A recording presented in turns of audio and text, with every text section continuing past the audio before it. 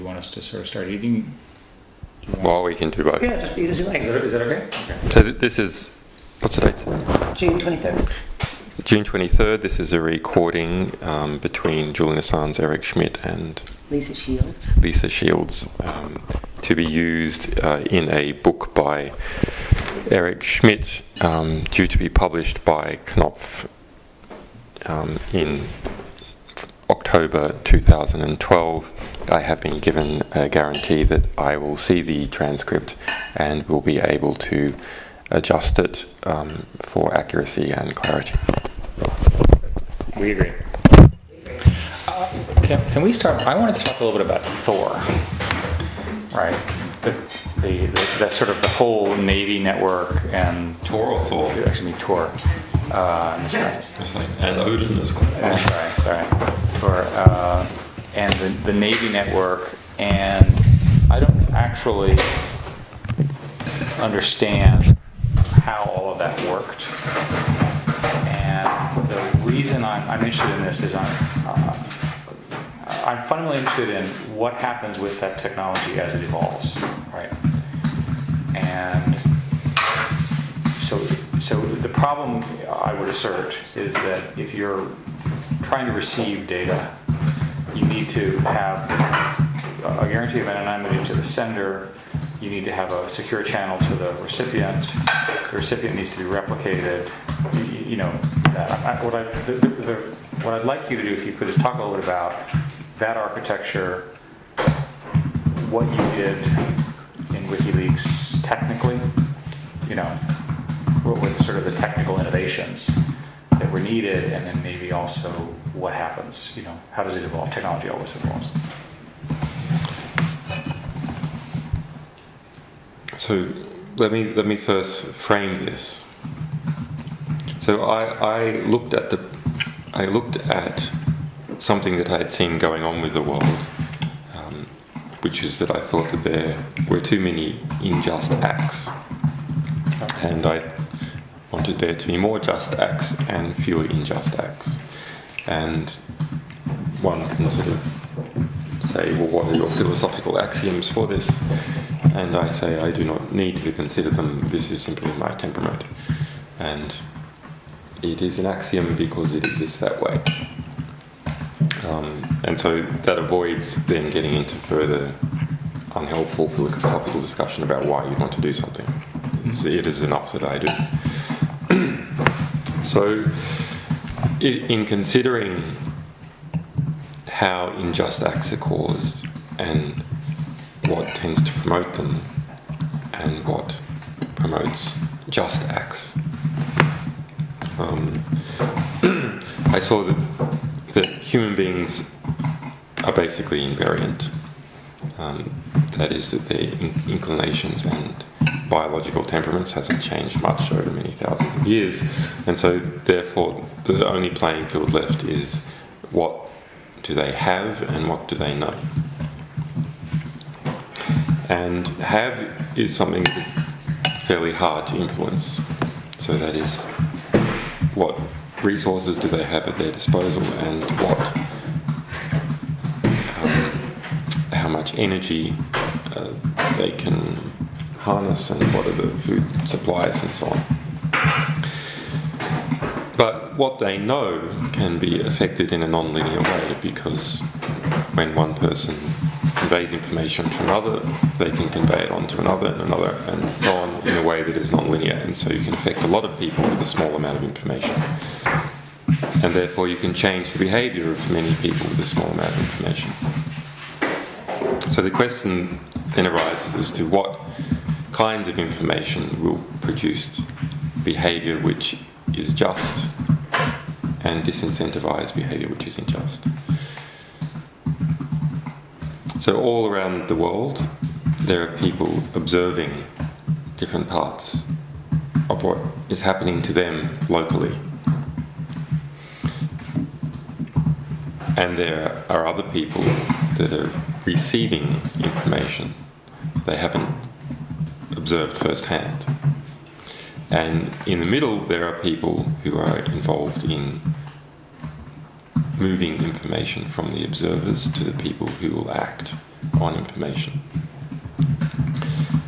And so these are three separate problems that are all coupled together. And I felt that there was a difficulty in taking observations and putting them in an efficient way into a distribution system which could then get this information to people who would act on it. And so you can argue that companies like Google, for example, are involved in this middle business of moving information from people who have it to people who want it. The problem I saw was that this first step was crippled. And often the last step as well, when it came to information that governments were inclined to censor.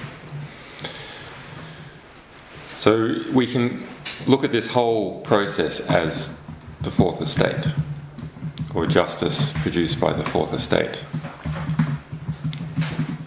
And so you have some kind of pipeline, and so I have this description which is sort of derived from my experiences in quantum mechanics about looking at the flow of particular types of information which will affect some change in the end. So the bottleneck to me appeared to primarily be in the acquisition of information that would go on to produce changes that were just. And in a fourth estate context, the people who acquire information are sources. People who work on information and distribute it are journalists and publishers, and people who act on it is everyone. So that's a high-level construct, but of course it then comes down to practically how do you engineer a system that solves that problem, and not just a technical system, but a total system. So WikiLeaks was and is an attempt, although still very young, at a total system. For all three phases. To deal with, not for all three phases, but for the political component, the philosophical component, and the engineering component in getting out that first component. So politically that means anonymizing and protecting, technically that means anonymizing and protecting sources in a wide variety of ways. Politically, that also means protecting them politically and incentivizing them in a political manner. Saying that their work is valuable and encouraging other people to take it up. And then there's also a legal aspect. So what are the best laws that can be created in the best jurisdictions to operate this sort of stuff from, and practical everyday legal defense. So on the technical front, our first prototype was engineered for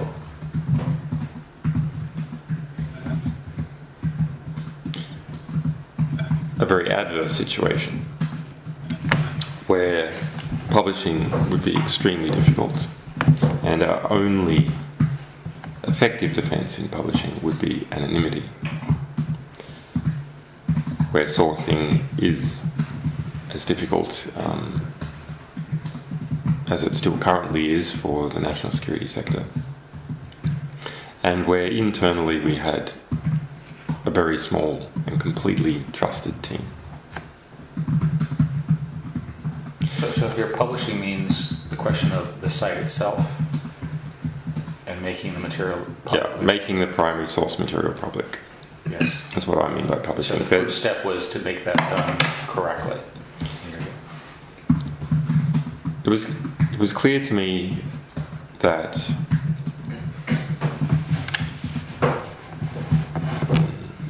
all over the world publishing is a problem. And whether that's through self-censorship or overt censorship. I'm sorry to interrupt you. Is that because of fear of retribution by the governments? It's all that kind of stuff? mostly self-censorship. I see. In fact, I would say it's probably the most significant one historically has been economic censorship, where it's simply not profitable to publish something. There is no market for it. That's probably I just described it as a censorship pyramid. It's quite interesting. So on the top of the pyramid, there are the murders of journalists and publishers. And the next level, there's legal attacks on journalists and publishers. So if you think, what is a legal attack? A legal attack is simply a delayed use of coercive force, which doesn't necessarily result in murder, but may result in incarceration or asset seizure.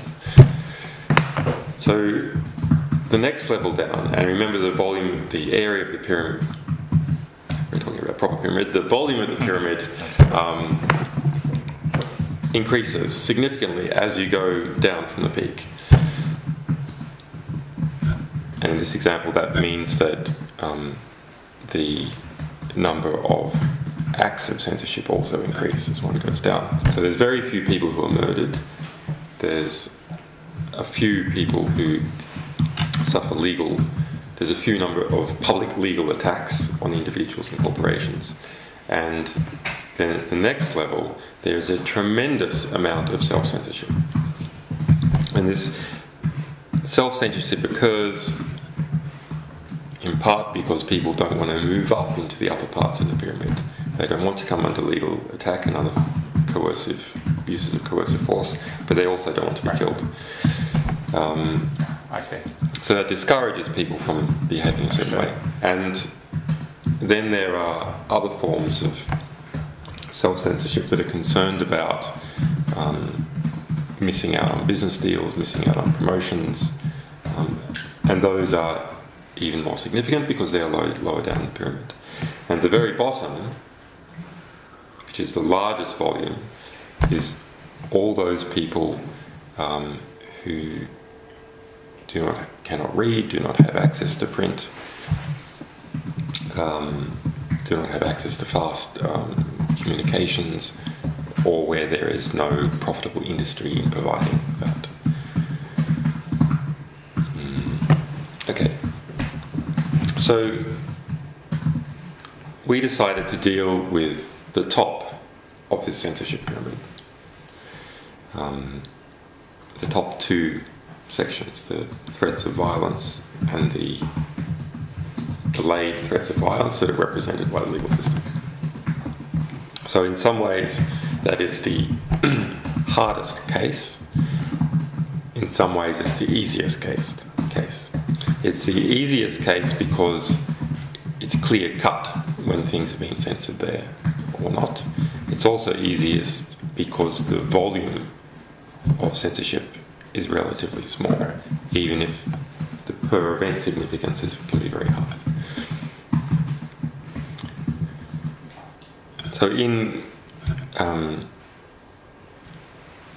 So before WikiLeaks had, although of course I had some previous political connections from other activities, we didn't have that many friends.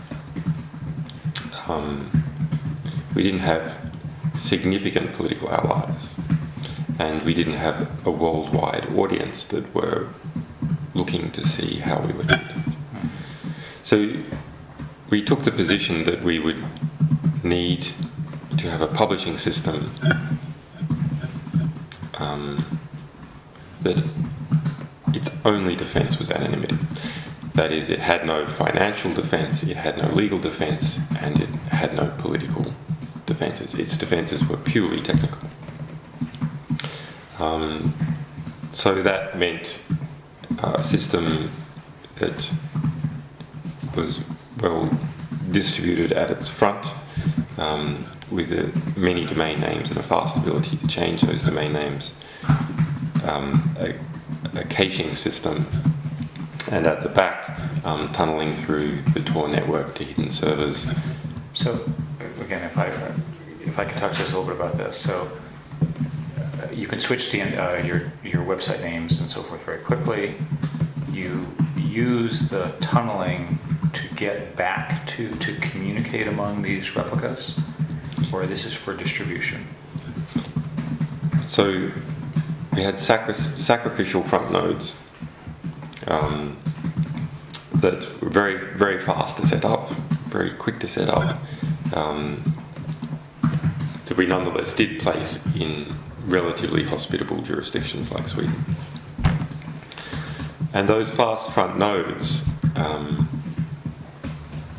were fast because there was very few hops between them and the people reading them. Yes. And that's an important lesson that I had learned from things that I did before, that being a Sherman tank is not always an advantage because you're not maneuverable and you're slow. So a lot of the protection for publishers is publishing quickly. You get the information quickly and very well read. The incentive for people to go after you in relation to that specific piece of information is actually zero. There may be incentives for them to go after you to teach a lesson to other people who might defy their authority, or to teach a future lesson to your organisation about defiance of authority. So again, to construct the argument, you were concerned that governments or whatever would attack the front ends of this thing through either denial of service attacks or blocking, basically filtering them out, which is, as our secession is commonly done. So an important aspect of this was to always be available.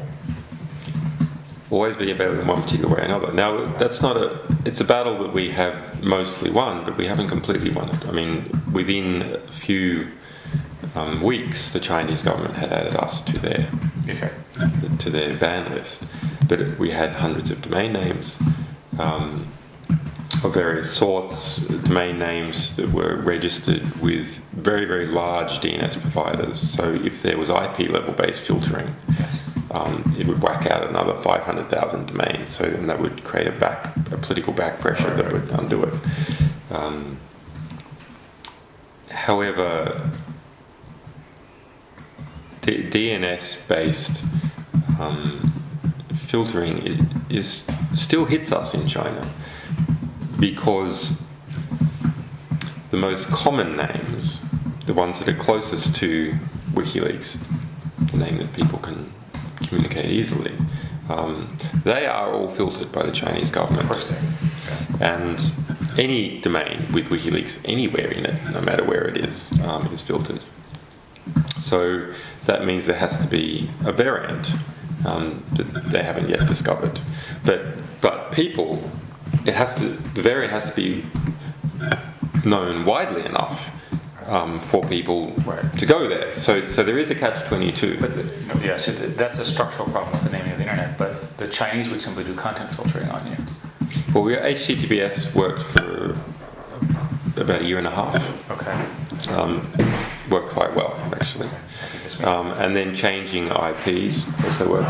The Chinese internet filtering system is quite baroque, and they've evolved it. And sometimes they do things manually, and sometimes they do an automated way in terms of adding IPs to the list based upon domain names. And then we had a quite interesting battle where we saw that they were looking up our IPs, and we see that these requests came from a certain DNS block range in China. Whenever we saw that, we just then returned. That's clever. return different IPs. I was actually thinking that we could return Public Security Bureau IPs. This is Jared. Hi, I'm so sorry to relay flight delay. Please meet you. Was it United or was it Delta, which I'm never flying again. Yeah, it's Delta. Hi.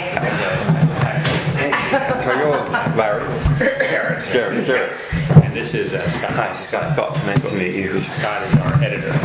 Sorry, we're an hour and a half late. That's all right. We've It's a actually beautiful day to drive. We've actually been having a perfectly wonderful time. I'm sure. Anyway, like, when you let Scott sit there and you sit here next to you, or I don't know where to sit. No. I'm Have a typing. Are you seat. guys joining us?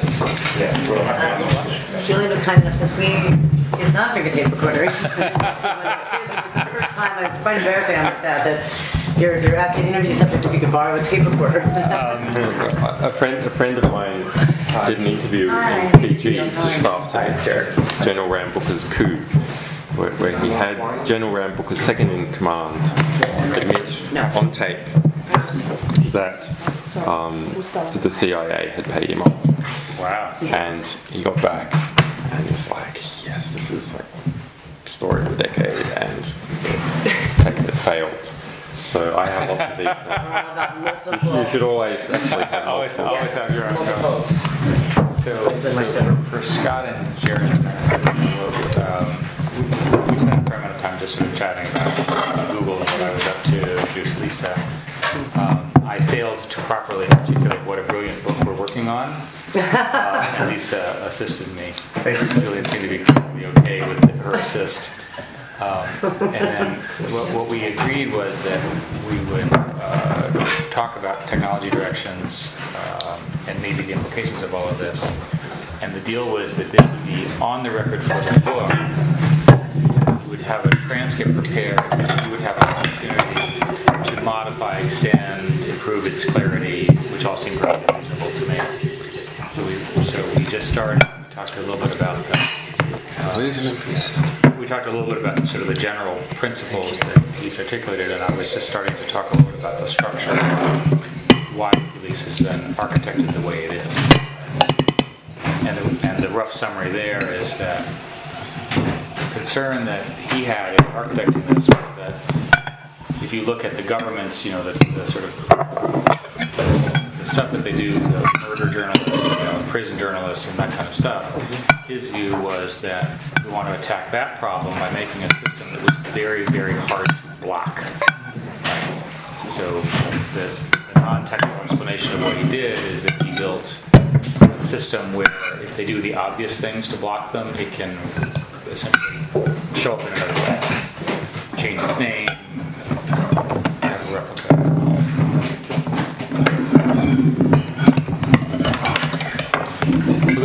The replicating thing is very interesting. We developed an internal system to do some of these fast replicas. Not quite unsophisticated, but worked quickly. But I think this is. I've been thinking about this for a while now. I think that the naming of things is very important. The naming of human intellectual work and our entire intellectual record is possibly the most important thing. So we all have words for different objects, like tomato, but we use a simple word, tomato, instead of actually describing every little aspect of this goddamn tomato, because it takes too long. And Yeah, that'd be great, thanks. because it takes too long to describe this tomato precisely, we use an abstraction so we can think about it and so we can talk about it. And we do that also when we use URLs. Those are frequently used as a short name for some human intellectual content. And we build all our civilization, other than on bricks, on human intellectual content. And so we currently have a system with URLs where the structure we are building our civilization out of is the worst kind of melting plasticine imaginable. And that's a big problem. And you would argue a different namespace structure should evolve. Well, I think there's a fundamental confusion and overloading of the current URL idea. Absolutely. So on the one hand, we have live dynamic services and organizations. Well, there's three things. Live dynamic services, organizations that run those services. So you're referring to a hierarchy. You're referring to a system of control. An organization, a government that represents an organized controlling group. And on the other hand, you have artifacts. You have human intellectual artifacts that have the ability to actually be completely independent from any system of human control. They are out there in the platonic realm somehow, and shouldn't in fact be referred to by an organisation. They should be referred to in a way that is intrinsic to the intellectual content, that arises out of the intellectual content. So actually I think that is an inevitable and very important way forward. And where I saw that this was a problem was dealing with a man by the name of Nahdimi Alchi. So he, a few years ago, was listed by one of the big business magazines in the UK as the fifth richest man in the UK. And he, in 1980, left Iraq. He'd grown rich under Saddam Hussein's oil ministry, and is alleged by the Italian press to be involved in a lot of arms trading there, and has over 200 companies run out of his Luxembourg holding unit, and several that we discovered in Panama. Has infiltrated the British Labour political establishment to the degree that on the 20th business birthday in London, he was given a painting signed by 146 members of Commons, including Tony Blair. He's the same guy who was a principal financier of Tony Rezko. Tony Rezko was the financier and fundraiser of Roy Blagojevich from Chicago, convicted of corruption. Tony Rezko's been convicted of corruption, and Barack Obama. He was the intermediary who helped Barack Obama buy one of his houses, and that money, not directly for the house, but buoyed up Tony Rezko's finances, came from that watching. So during the, this is detailed, but it will get to a point.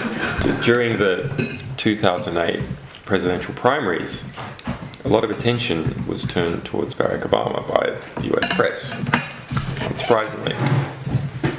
And so it started to look into who were his fundraisers, discovered Tony Rezko, and then they just started to turn their eyes towards Nahdimi Alchi. Alchi then hired Carter Ruck, a rather notorious firm of London libel solicitors, whose founder, Carter Ruck, has been described for doing for freedom of speech what the Boston Strangler did for door-to-door salesmen. And he started writing letters to all the London papers that had records of his 2003 extradition to France and conviction for corruption in France over the Elf Aquitaine scandal, where he had been involved in taking kickbacks on selling the invaded Kuwaiti government's oil refineries in order to fund their operations while Iraq had occupied it. So The Guardian pulled 3 articles from 2003 So they were 5 years old. They'd been on the Guardian's archive for 5 years without saying anything. If you go to those URLs, you will not see removed due to legal threat. You will see page not found. And one from the Telegraph and a bunch from some American publications and bloggers and so on. So actually, important bits of history, recent history, that were relevant to an ongoing presidential campaign in the United States were pulled out of the intellectual record. They're also pulled out of the Guardian's index of articles. So why the Guardian's published in print, and you can go to the library and look up those articles, they're still there in the library.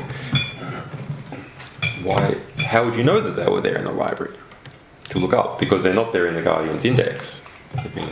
Not only have they ceased to exist, they have ceased to have ever have existed, which is the modern implementation of Orwell's dictum that he who controls the present controls the past, and he who controls the past controls the future, because the past is stored physically in the present, all records of the past. So this issue of preserving politically salient intellectual content while it's under attack is central to what WikiLeaks does, because that's what we're after. We're after those bits that people are trying to suppress, because we suspect, usually rightly, that they're expending economic work on suppressing those bits because they perceive that they're going to induce some change. But so it's the evidence of the suppression that you look for in order to determine value. Yeah, that's a very good, not precisely, but it's a very... Well, tell me precisely. Well, it's not a precise, it's not always right. Right? It's a very suggestive... It's not perfect. It's not perfect, but it's a very suggestive signal that the people who know the information best, i.e. the people who wrote it, are spending economic work in preventing it going into the historical record, preventing it going into the public. Why spend so much work doing that? It's more efficient to just let everyone have it. You don't have to spend the time guarding it, but also it's more efficient in terms of your organisation, because all the positive unintended consequences of the information going around can come out. So No, I want water, but Eric took my... So we selectively go after that. So we selectively go after that information, and that information is selectively suppressed inside organisations, and very frequently, if it's a powerful group, as soon as someone tries to publish it, it is also suppressed. So just to, I want to tell a little bit more about the technology. So in this structure, you basically you could put up a new front end very quickly, and you have stored replicas that are distributed. One of the questions I have is, how do you decide which ISPs? Okay, that's a very good question.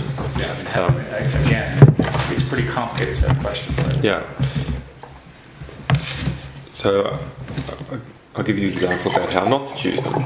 So we dealt with a case in the Turks and Caicos Islands where there was a great little group called the TCI Journal, Turks and Caicos Islands Journal, which is sort of a best use case for the internet.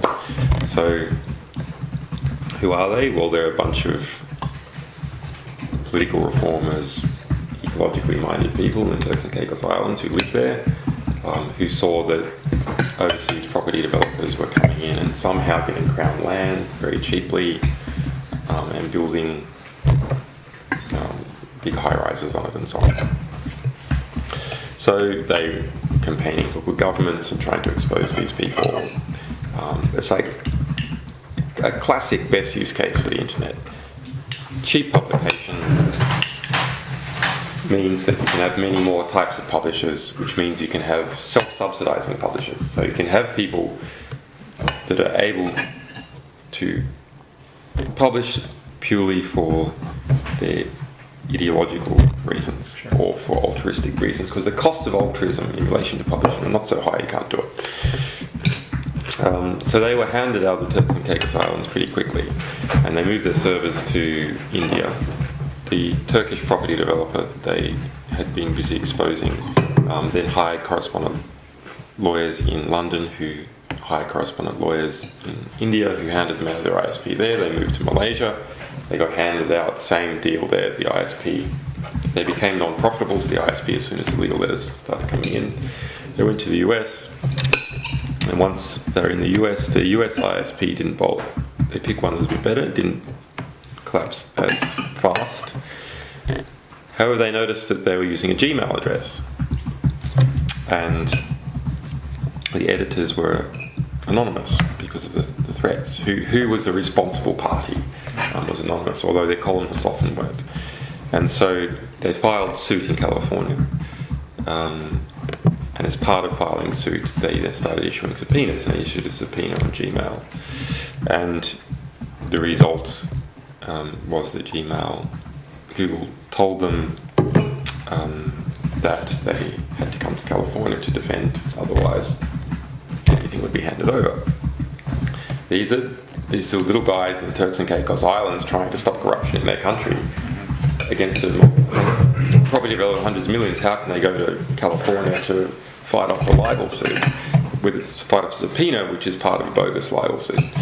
So, well, of course they can't. But we managed to arrange some lawyers for them, and there just happened to be a nice little bit of the California statute code that addressed this precise situation, which is when someone publishes something and you then issue a subpoena to try and get their identity. You can't do it, and you've got to pay costs. So that was a nice little legal hook that someone had introduced. Google didn't send any lawyers to help them either. I would guess. The entertainment industry in California. But I don't know. So that's an example of what happens. That if you're pretty bright guys, actually, they had a good Indian technical guy. They had bright political guys. You've got a decent technical guy. You've got decent political guys. You come together to try and fix corruption in your country using the internet as your publishing mechanism. What happens? You are hounded from one end of the earth to the other. And then these guys were lucky enough that they had enough resources that they could survive this hounding. And they ended up finding some friends and settling into a position where they were right. So for us, this was a matter of looking at what ISPs had survived pressure, but also because I was connected to this world of politics and technology and anti-censorship for a long time, I sort of knew some of the players. So we had friends at ISPs, within the ISPs, that if you like, we had already ideologically infiltrated. So we knew that they would fight in our corner if there was a request come in. We knew there was a decent chance that if subpoenas were served, even ones that had gag orders on them, we'd still find out about it. So how can someone do it who's not in that world? Well, the answer is not easily. You can look at ISPs that WikiLeaks has used, or is currently using, is probably a better version of this, or that the Pirate Bay has used, or other groups that are tremendously under attack. In the case of the little ISP, and there's often a little ISP that is like this. In the case of little ISP, PRQ in Sweden, that was founded by Gottfried, whose pseudonym is Anakata. He's one of the technical brains behind the Pirate Bay. So they had developed a niche industry, also along with Bahnhof, a bigger ISP in Sweden, of dealing with refugee publishers, and that is the correct word for it, the correct phrase for it, that they are publishing refugees. So they had, at that time, other than us, Malaysia Today, which had to flee, sorry, not Malaysia Today, the American Homeowners Association, which had to flee from property developers in the United States. The Kavat Center, so a Caucasus News Center, which is constantly under attack by the Russians. In fact, a PRQ was raided several times by the Swedish government after leverage from the Russian government. the Rick Ross Institute on Destructive Cults, which is a cult American-based outfit, have been sued out of America by Scientology and so on. So in Malaysia today, run by a wonderful guy by the name of Roger Petra, who has 2 arrest warrants out for him in Malaysia. He is placed to London, but his servers can't survive in London. They're in Singapore and the United States. But again, that's a means of other sites that participate in this. Yes, so we have some 1,400, but those are, we have mirrors that are voluntary as well as... So those are basically just opt-in error sites, yeah. right? They determine their own risks. We don't know about them. We can't guarantee they're at all trustworthy, etc. But they do increase the numbers. And when you've been quoted in the press as saying that there's a much larger store of information that's encrypted and distributed. Is it distributed in those sorts of places? No, that's an open. We openly distribute encrypted backups of materials that we view that are highly sensitive, that we are to publish in the coming year. Got it. Not as some people have said, so we have a thermonuclear device to use on our opponents, but rather so that there is very little possibility that material, even if we are completely wiped out, will be taken from historical records. And eventually you'll reveal the keys necessary to decrypt. No, ideally we will never reveal the key, because there's things like, redactions sometimes need to be done on this material. So our view is that the material is so significant that even if we released it as is, with no redactions, that the benefits would outweigh the harm. But through redacting things, we can get the harm down even more. Yeah, and I understand that. One more sort of technical question about the front end. So my simple explanation is that the tools will get better for an anonymous sender to send to a distrustful recipient, and then this anonymous you're describing, and that it'll get to the point where there'll be a very large amount of people using such services for all sorts of reasons. Yes. Truthful, lying, manipulation, what have you. The current technology you used, basically had FTP bundles sent to you, right? Basically people will FTP something and just sort of ship it to you. No, we have lots of different paths, and that's quite deliberate. And we don't say which one is used more than which other one, because it means investigative resources have to be spread across all possible paths. But they are from in-person, in the mail. Postal mail is still actually pretty good if you want to send anonymous stuff. Encrypt something to a key. If you think it might be intercepted on the way, and send it from somewhere, it's still pretty good.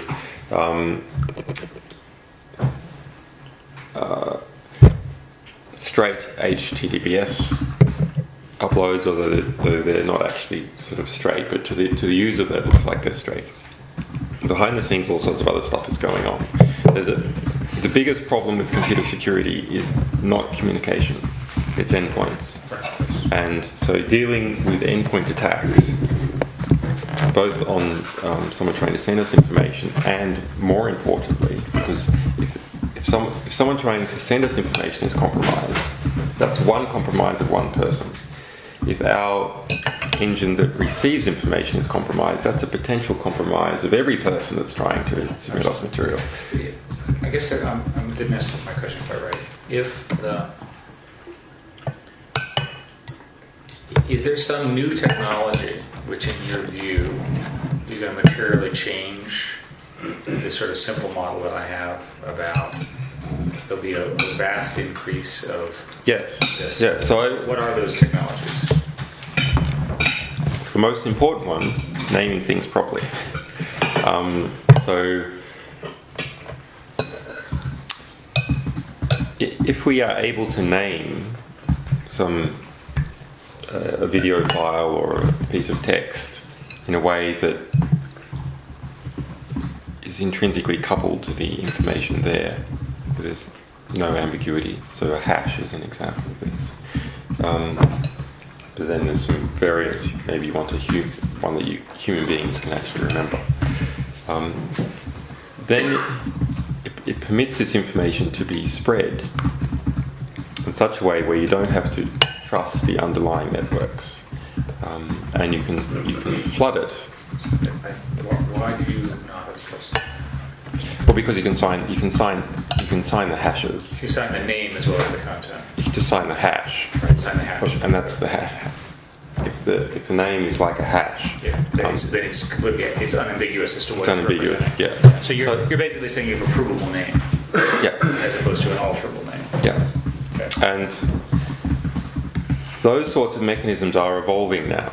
So we've been using something like this internally, and I've been writing a paper on to try and make this a standard for everyone. But you can see that they are actually evolving. So if we look at magnet links, have you seen these?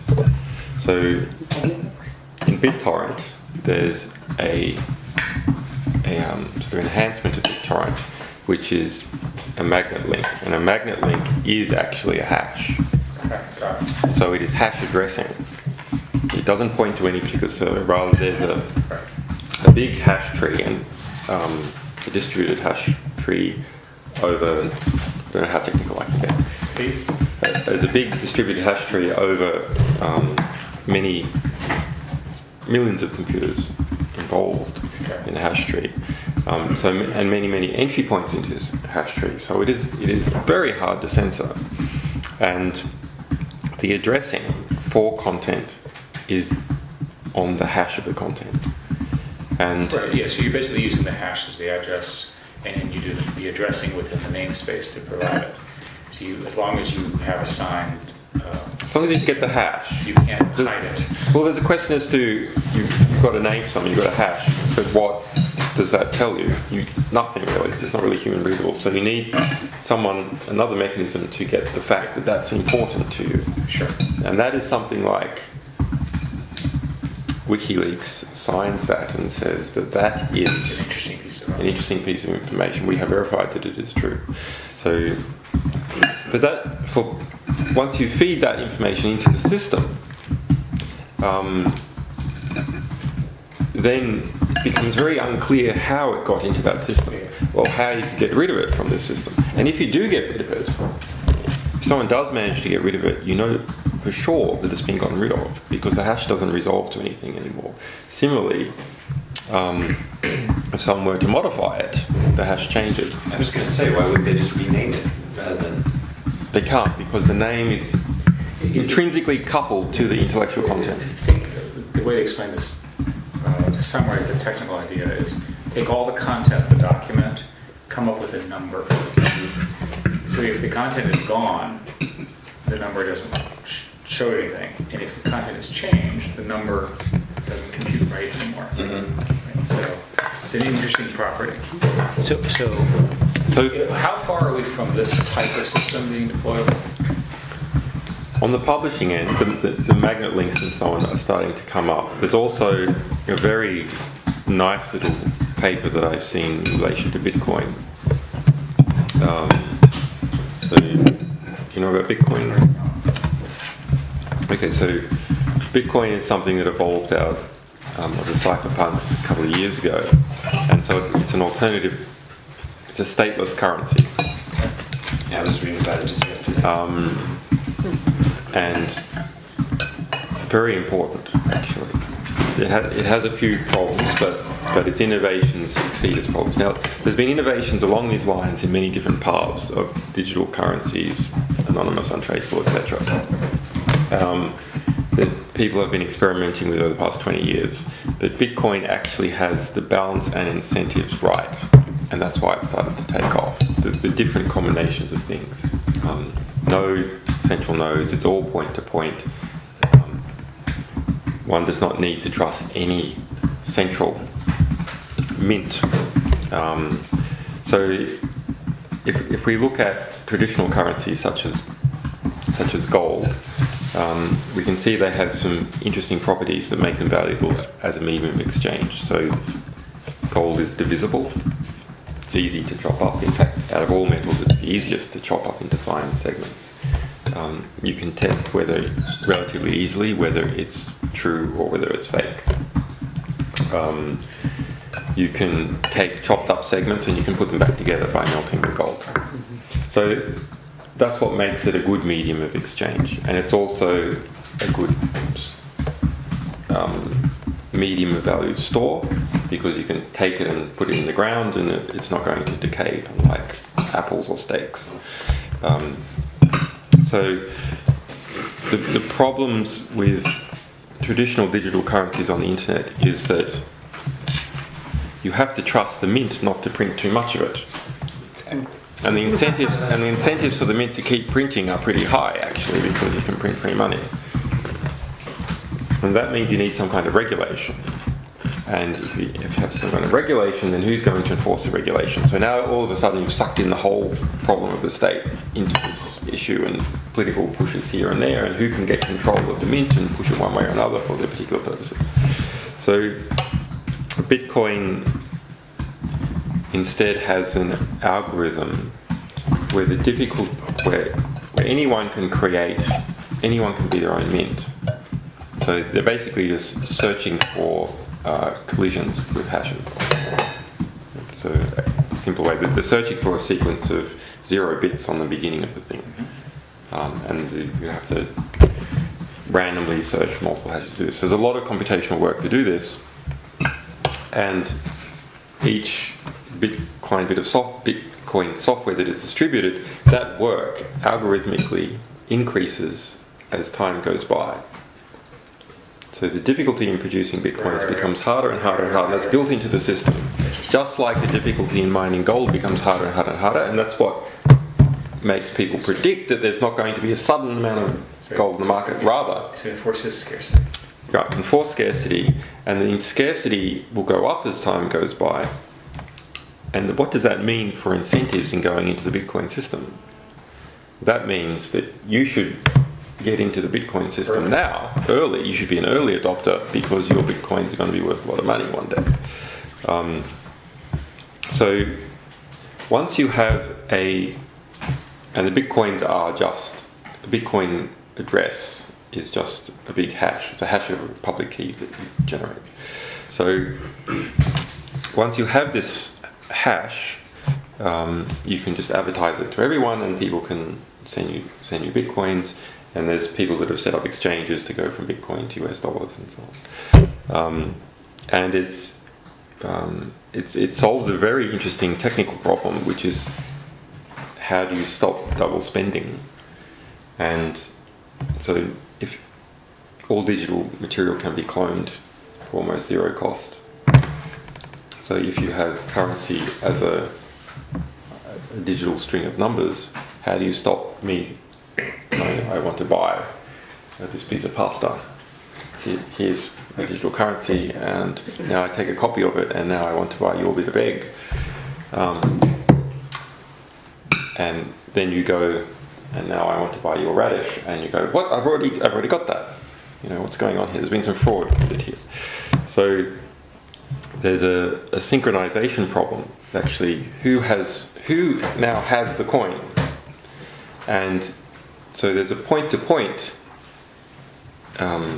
spread network with all these problems of some parts of the network being faster, some points being slower, multiple paths of communication. How do you solve this synchronization issue about who has the currency? And so this is, to my mind, actually the real technical innovation in Bitcoin, that it has done this using some hash trees and then a delayed time, and CPU work has to be done in order to move one thing to another, so information can't spread too fast. Okay, so once you have a system of currency that is easy to use like that, then you can start to use it for things that you want to be scarce. So what is an example of some things we want to be scarce? Well, domain names. Names. We want names to be scarce. We want short names to be scarce. Otherwise, if they're not scarce, it doesn't take work to get them. As soon as you have a nice naming system, some asshole's going to come along and register every short name for themselves. So this Bitcoin replacement for DNS is precisely what I wanted and what I was theorizing about, which is not a DNS system, but rather short name, short bit of text to long bit of text, tuple registering service. Because that is the abstraction of domain names and all these problems, is you have something that you want to register that is short, and you want to couple that to something that is unmemorable or longer. So, for example, the First Amendment,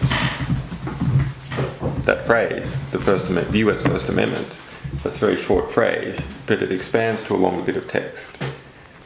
So you take the hash of this text, and now you've got something that's intrinsically coupled to that, that's unmemorable, can't memorize it. But then you can register US First Amendment, couple it to the hash.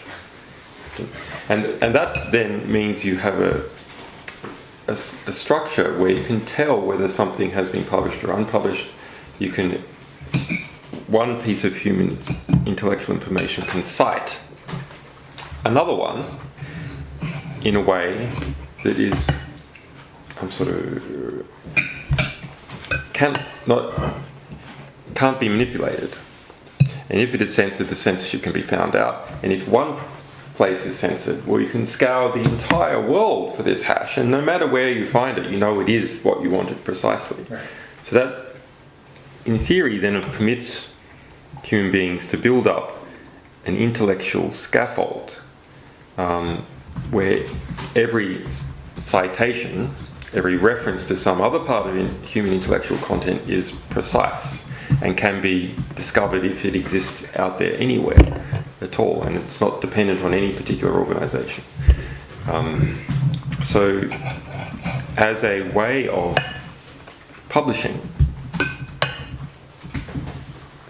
this seems to be the most censorship-resistant manner of publishing possible, because it is not dependent on any particular mechanism of publishing. You could be publishing through the post, you could be publishing on conventional websites, you could be publishing using BitTorrent, you could be publishing using whatever, but the naming is consistent. And same for publishing is also a matter of transferring. I mean, all you then have to do is, if you want to transfer something anonymously to someone else, one particular person, you encrypt the information with their key, and you publish it. Are you worried? This entire system depends on basically revocable and irrevocable key structures. Are you worried that the key structures will fall apart? Well, the hashing, in terms of the naming part, going to hashes, it doesn't depend on the key structure at all. In terms of Bitcoin has its own key structure, and that's an independent thing. There's all sorts of problems with that. Hackers can come in and steal keys, etc. They're the same problems that you have with cache. Armored vans are needed to protect the cache, etc. And there's some enhancements you can use to try and remove the incentives a bit one way or another. For example, you could introduce a sub-currency with fixed periods of spends. So you can retract for 1 week or 1 day, and a merchant will accept or not accept. But the average person doesn't understand that when the RSA was broken into, an awful lot of very important keys involving commerce were taken presumably by the Chinese. Yeah. So the public key structure is a tremendous problem. In the same way that domain name structure is a tremendous problem. I mean, the browser-based public keying system that we have for authenticating what websites you're going to, it is awful. It is truly awful. The number of people that have been licensed to mint keys is so tremendous. There's ones that have gone bankrupt and been bought up cheap by Russian companies. We can assume, I have been told actually, that VeriSign, by people who are in the know, although I'm not yet willing to put on the public record, because I've only had one source, just between you and me. One, I have one source that says that VeriSign has actually given keys to the US government. So, not all, but just particular keys. So, that's a big problem with the way things are authenticated presently. I mean, there are some traditional alternative approaches, like PGP has a web of trust.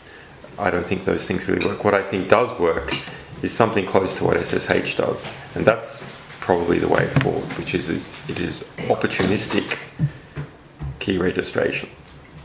So as part of your interaction, the first time you interact, you register your keys, and then if you have a few points of keying in some kind of flood network, then you can see that, well, lots of people have seen that key many times in the past.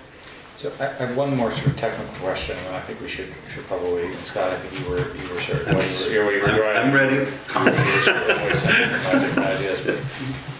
When we were sort of chatting initially, we talked about sort of my idea that empowering, mobile phones being empowered is sort of changing society. Your rough summary of your answer for everybody else was that people are pretty much the same, and something big has to change their behavior. This might be one of them. And you said that you were very interested in somebody building phone-to-phone encryption. Can you talk a little bit about roughly the architecture where you'd have a broad open network, and you have person-to-person encryption? What does that mean technically? How does it work? Why is it important? That kind of stuff. I think people don't understand any of this area. When we were dealing with Egypt, we saw the Mubarak government cut off the internet, and we saw only there was one ISP that quite a few of us were involved in trying to keep its connections open. It had maybe 6% of the market. Eventually, the Mubarak government also cut off the mobile phone system. And why is it that can be done? People with mobile phones have a device which can communicate in the radio spectrum. In a city, they're high density. There's always, if you like, a path between one person and another person. That is, there's always a continuous path of mobile phones, each one of which can, in theory, hear the radio of the other. So you could form a peer-to-peer network. So in theory, you could form a peer-to-peer network. Now, the way most GSM phones are being constructed and others is that they receive on a different frequency to which they transmit. Yes. And that means that they cannot form peer-to-peer networks. They have to go through base stations. But we are seeing now that mobile phones are becoming more flexible in terms of base station programming. They need to do this because they operate in different markets that have different frequencies. They have different forms of wireless output. And so, and also, even if there's not sufficiently flexible mobile phones, we are seeing that in the mobile phone aspect, maybe WiMAX is coming along, which will give them greater radius for two-way communications. But also, it's getting very cheap to make your own base station. There's software now which will run a base station for you. So you can throw these things up and make your own networks with conventional mobile phones pretty quickly. In fact, this is what is done to spy, cheap spying on mobile phones, is you set up a fake base station. And there's vans now, and you can buy these on bulk on the commercial spy market to go and set up a van and intercept mobile phone calls. So during these revolutionary periods, the people involved in the revolution have to be able to communicate. And if they need to be able to communicate in order to plan quickly and also to communicate information about what is happening in the environment quickly, so they can dynamically adapt to it and produce the next strategy.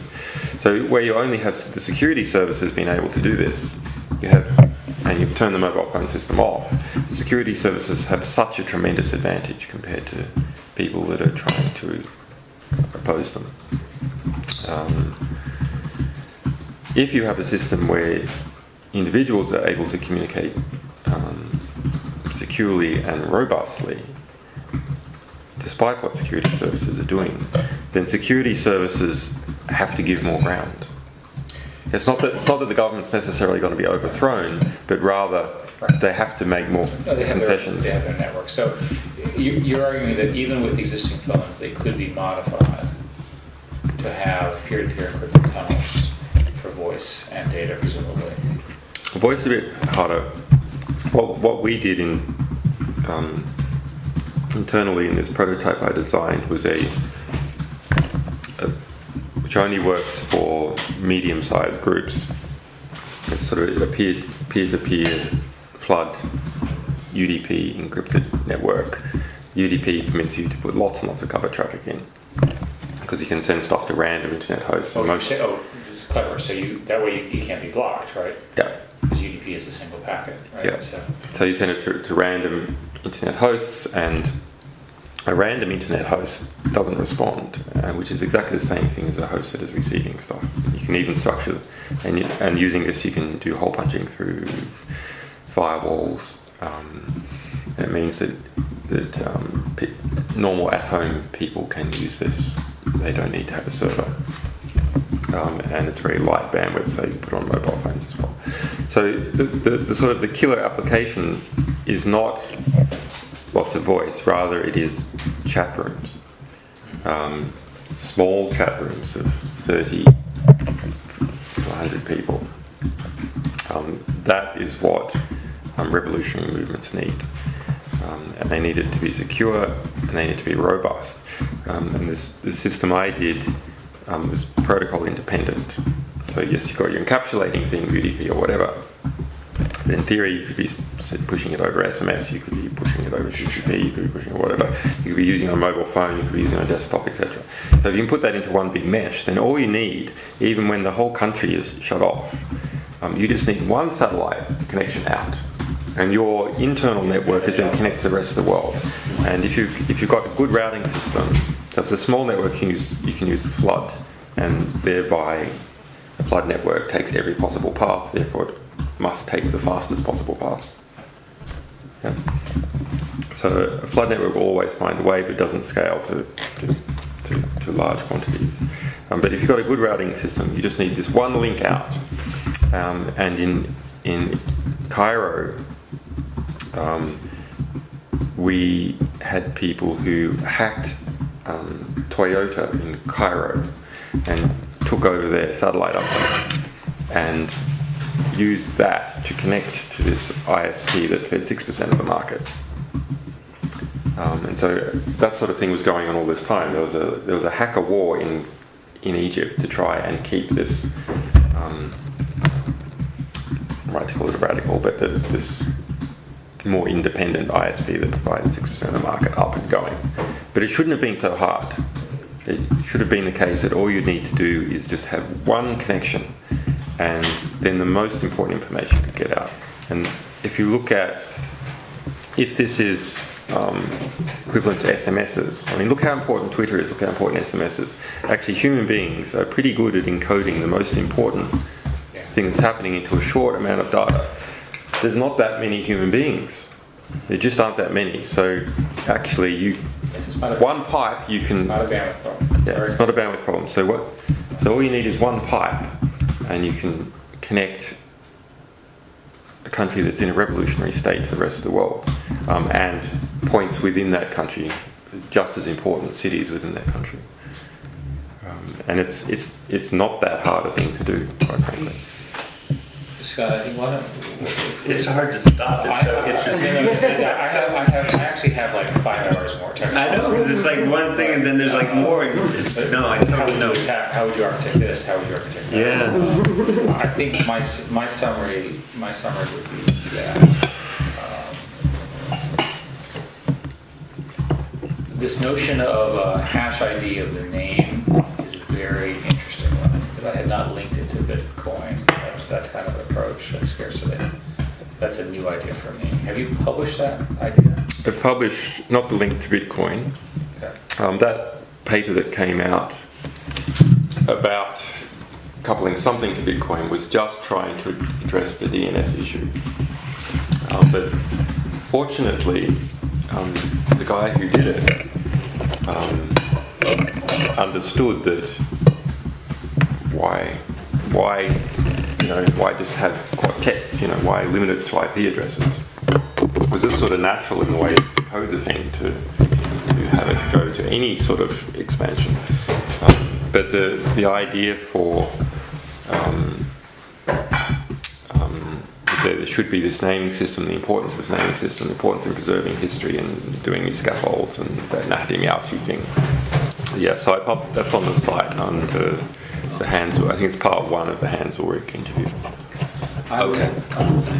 I think we should study this quite a bit more so we can really understand it. Maybe we have a few more questions about it. The other comment I would make is that on the assumption that what you're describing is going to happen, it's probable that the incentive structure you're describing. I've had these ideas several years, but now I see that other people are also getting them. My point is there's enough people who are interested in solving the problem you're trying to solve that on the internet, you tend to see a lot of experiments. What I'm trying to see is how would I attack it? How would I attack your idea technically?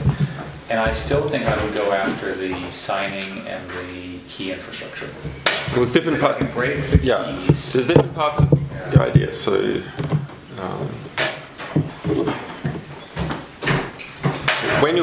if you publish some information, or if you spread some information, just publishing things is quite interesting as to whether when something's gone from not being published to being published is quite interesting. So if you spread some information and you've got it well labeled using a hash. That's for asking. You didn't have anything. What? No, I did. I heard about the sample. That was great. Thank you. That hash is important is something that has to spread in another way. So that's, say, by WikiLeaks signing the hash. But there's many ways for it to spread. I mean, people could be swapping that hash in email. They could be telling each other on telephone, etc. You're saying that all of these systems do not have a single point of attack. So I can break down your HTTPS, but you can still use the U.S. Postal Service to send. Exactly. Right. And you would know that you were getting the right thing because of this naming is completely accurate. Well, I'm just wondering, sort of, on the human side of this. I mean, you've such experience of the world that you described earlier. I've only had 3 hours of sleep, so forgive me if I don't remember exactly what you said. But the combination of technical and altruistic people, I mean, what amounts to a kind of a subculture that you've been involved in for 15 years now. So you know how that subculture works, and that subculture needs to either sort of, I guess, stay the same or expand in order to do the work that you're describing. And so, since our book is about it's dramatically expanded. What are the patterns there in terms of the people part, rather? Yeah. So that's. I mean, that's the most optimistic thing that is happening. Is the radicalization of internet-educated youth. So people who are receiving their values from the internet and giving them back, and then as they find them to be compatible, echoing them back. The echo back is now so strong that it drowns the original statements completely. So the people that I've dealt with in the 1960s radicals who helped liberate Greece and these sorts of things, dealt with Salazar, they are saying there is nothing at this moment in time is most similar to what happened in this period, these liberation movements in the 1960s that they have seen. Do you see it scaling? And as far as what has entered into the West, because there's certain regions of the world I'm unaware of, but as far as I'm aware that, and of course I wasn't alive in the 1960s, but as far as I can tell, that statement is true. that actually this is the political education of apolitical technical people is extraordinary, in the same way that the young people are going from young people who are going from apolitical to political. It's a very, very interesting transition to see. And how do you think, since this is your world, I mean, why do you think that took place? I mean, Matt, why do you think it took place? Fast communication, critical mass of young people, newer generation, and then some catalyzing events. So the attack on us was a catalyzing event, and our defence was, and our success in defending was a catalyzing event. I don't know. Do you remember the PGP case in that grand jury, Zimmerman's on? So I had a lot of fun. I wrote half a book on that. It was never published because my co-writer had children.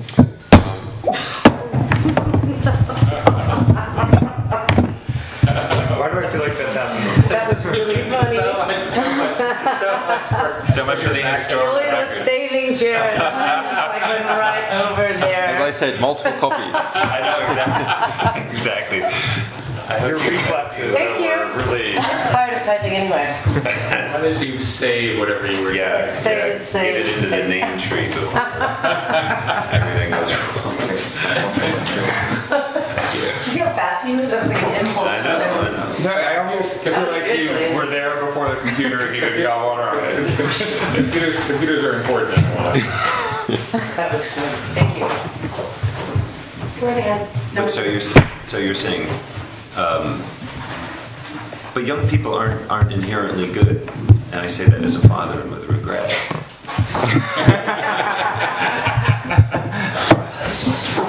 Oh no, I think that actually. Well, I've seen Lord of the Flies. I went to study in schools, so I've seen plenty of Lord of the Flies situations. But no, I think that the instincts human beings have are actually much better than the societies that we have.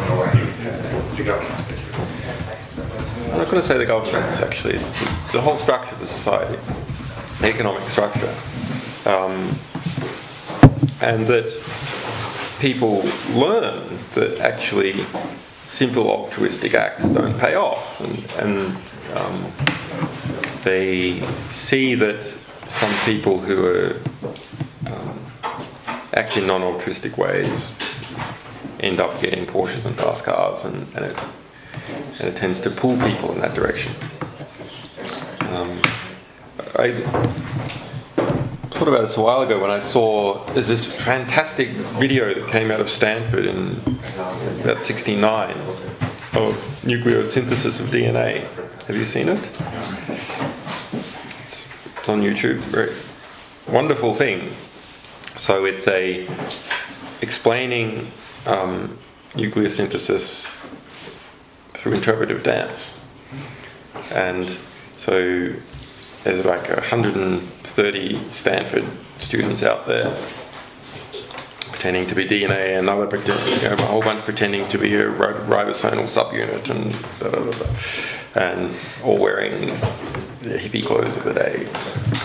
But they're all actually very bright people. So, and I looked at that and thought, could Stanford, and it was a very good bit of education.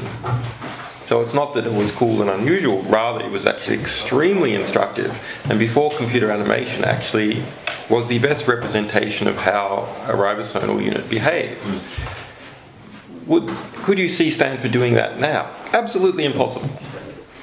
It is far too conservative for it to do that now, even though that was an extremely effective bit of education. You can bet everyone who was in that dance remembers exactly how nucleosynthesis occurs, because they all had to remember their parts. And I remember it, having seen it. Rather that period of peak earnings for average wage in the United States was, what, 77? That certain things simply happened. That those people who were altruistic and not too concerned about finances and fiscalization simply lost power relative to those people who are more concerned about finances and fiscalization and worked their way up in the system. So certain behaviours were disincentivized and others were potentiated. And that is primarily, I believe, as a result of technology that enables fiscalization. So fast bank transfers, the IRS being able to account for lots of people, it sucks people into a very rigid fiscalized structure. So you can have a lot of political change in the United States, but will it really change that much? Will it change the amount of money in someone's bank account? Will it change contracts? Will it void contracts that already exist, and contracts on contracts and contracts on contracts and contracts? Not really. So actually, I say that free speech in many places, in many Western places, is free not as a result of liberal circumstances in the West, but rather as a result of such intense fiscalization that it doesn't matter what you say. I.e., the dominant elite doesn't have to be scared of what people thinks, because a change in political view is not going to change whether they own their company or not. It is not going to change whether they own a piece of land or not. But China is still a political society, although it is rapidly heading towards a fiscalized society. And other societies, like Egypt was are still heavily politicized. And so their rulers really do need to be concerned about what people think. And so they spend apportionate efforts on controlling freedom of speech. Anyway, So if you were... so I think young people actually have fairly good values. Of course, it's a spectrum and so on. But they actually have fairly good values most of the time. And they want to demonstrate them to other people. And you can see this when people first go to university and so on. And they become hardened as a result of certain things having a payoff and other things not having a payoff. Studying for an exam constantly, even though in some cases the work is completely mindless and pointless, has a payoff at the end of the year, but going and talking to someone doing a favour doesn't have a payoff at the end of the year. And so it just disincentivise some behaviours, incentive other. But let me tease out of this a little bit. I mean, it sounds like you've got a view of the globe with certain societies where the impact of technology is relatively slight, certain societies where politically the impact of technology can be quite great, and certain societies where it would be in a sort of middling way, and you would put China into the middling category. I mean, well, it's starting to be. It's all about technology and social transformation 10 years down the line. What's the globe that you see given the structure you're describing? I'm not sure with the impact on China. It is still a political society, so the impact could be very great. I mean, I often say that censorship is always cause for celebration. It is always an opportunity because it reveals fear of reform. It means that the power position is so weak that you've got to care what people think. Right. It's like you find the sensitive documents by watching them hunt. Exactly. This is very interesting. Sorry, I didn't interrupt. So when the Chinese express all this energy on censoring in all these novel ways, do we say that it's a complete waste of time and energy, or do they have a whole bunch of experience managing the country and understand that it matters what people think? I say it's much more reasonable to interpret it as that different groups, different actors within China who are able to control that censorship system understand correctly that their power position is weak and they need to be careful what people think, so they have to censor. So the state's rational, at least in its repression.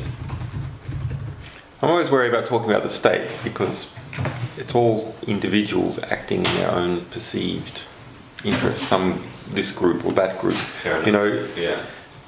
even the censors in China, the Public Security Bureau, and people below them, why do they censor stuff, and what do they censor first? I'll tell you what they censor first. They censor first the thing that someone in the Politburo might see. That's what they censor first. They're not actually concerned about darknets. Sorry, about... They're not concerned about darknets. Oh, darknet. Because their bosses can't see what's on the darknet, and so they can't be blamed for not censoring it. We had this fantastic case here in the UK. I got a whole bunch of classified documents from the UK military, and published a bunch. And then later on, we did a sort of preemptive FOI, which we do occasionally on various governments where we can. So we did it on the UK Ministry of Defence, just to see whether they are doing some investigation, just sort of a source protection thing to understand what's going on. And so we got back first they pretended not to give us any documents, then we appealed, then we got back a bunch of documents.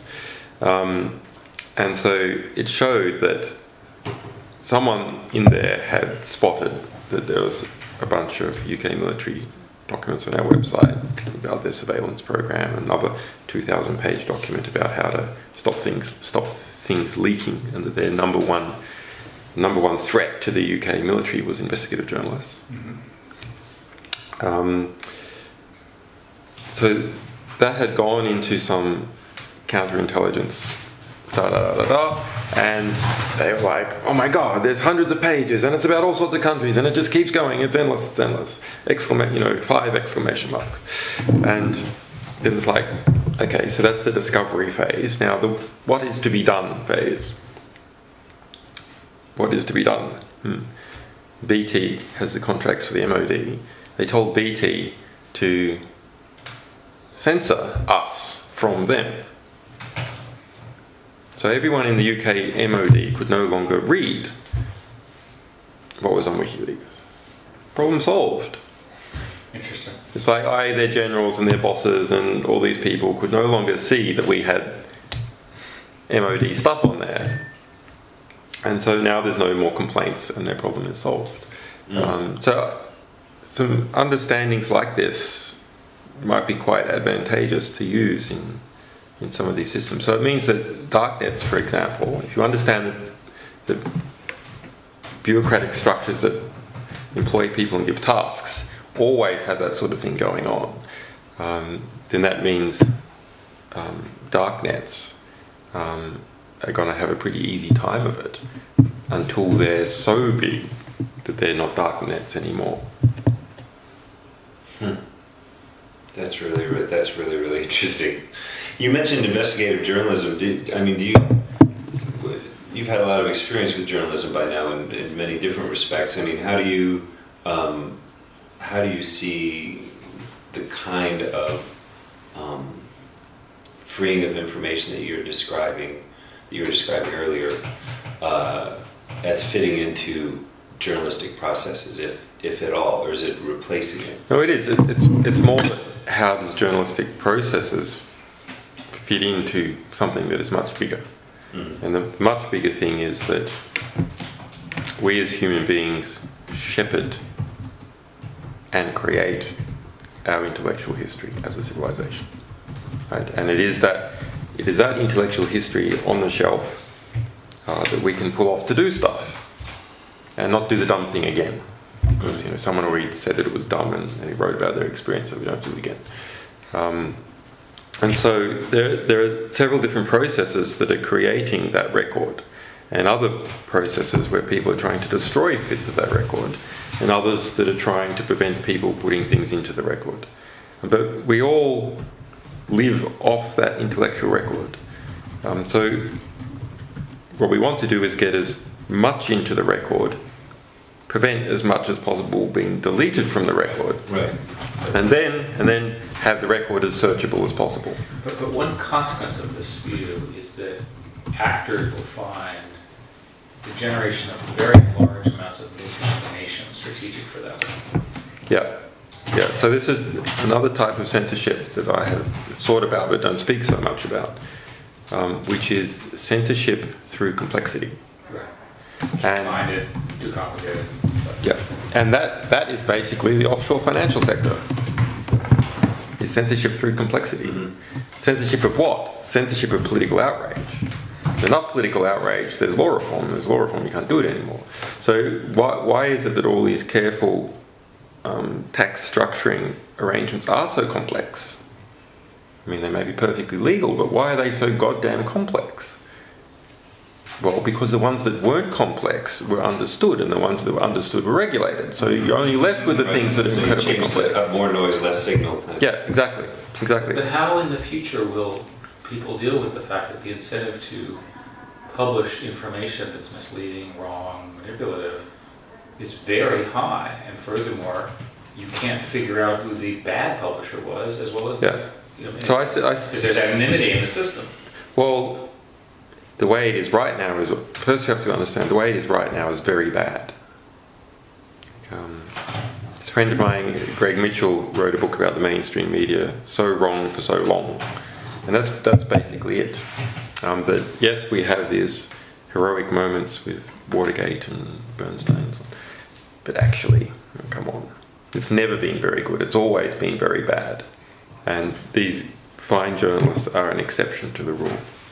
And, you know, especially when you're involved in something yourself and you know every facet of it, and you look to see what is reported by it in the mainstream press, and you can see naked lies after naked lies that you know that the journalist knows is a lie. It's not a simple mistake.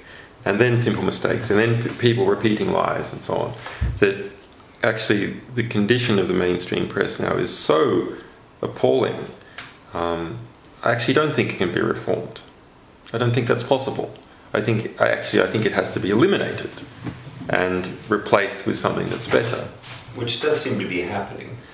Yes, yes, and I think things like, you know, I've been pushing this idea of scientific journalism that things must be precisely cited in the original source. As much of it is possibly available should be put in the public domain so people can look at it, and just like in science, so you can sort of test to see whether the conclusion comes from the experimental data. Otherwise, you probably just made it up. You could have just made it up. In fact, that's what happens all the time. People just make it up. And they make it up to such a degree that we are led to war. In most wars in the 20th century have started as a result of lies, amplified and spread by the mainstream press. You go, well, that's a horrible circumstance. That's terrible that all these wars start with lies.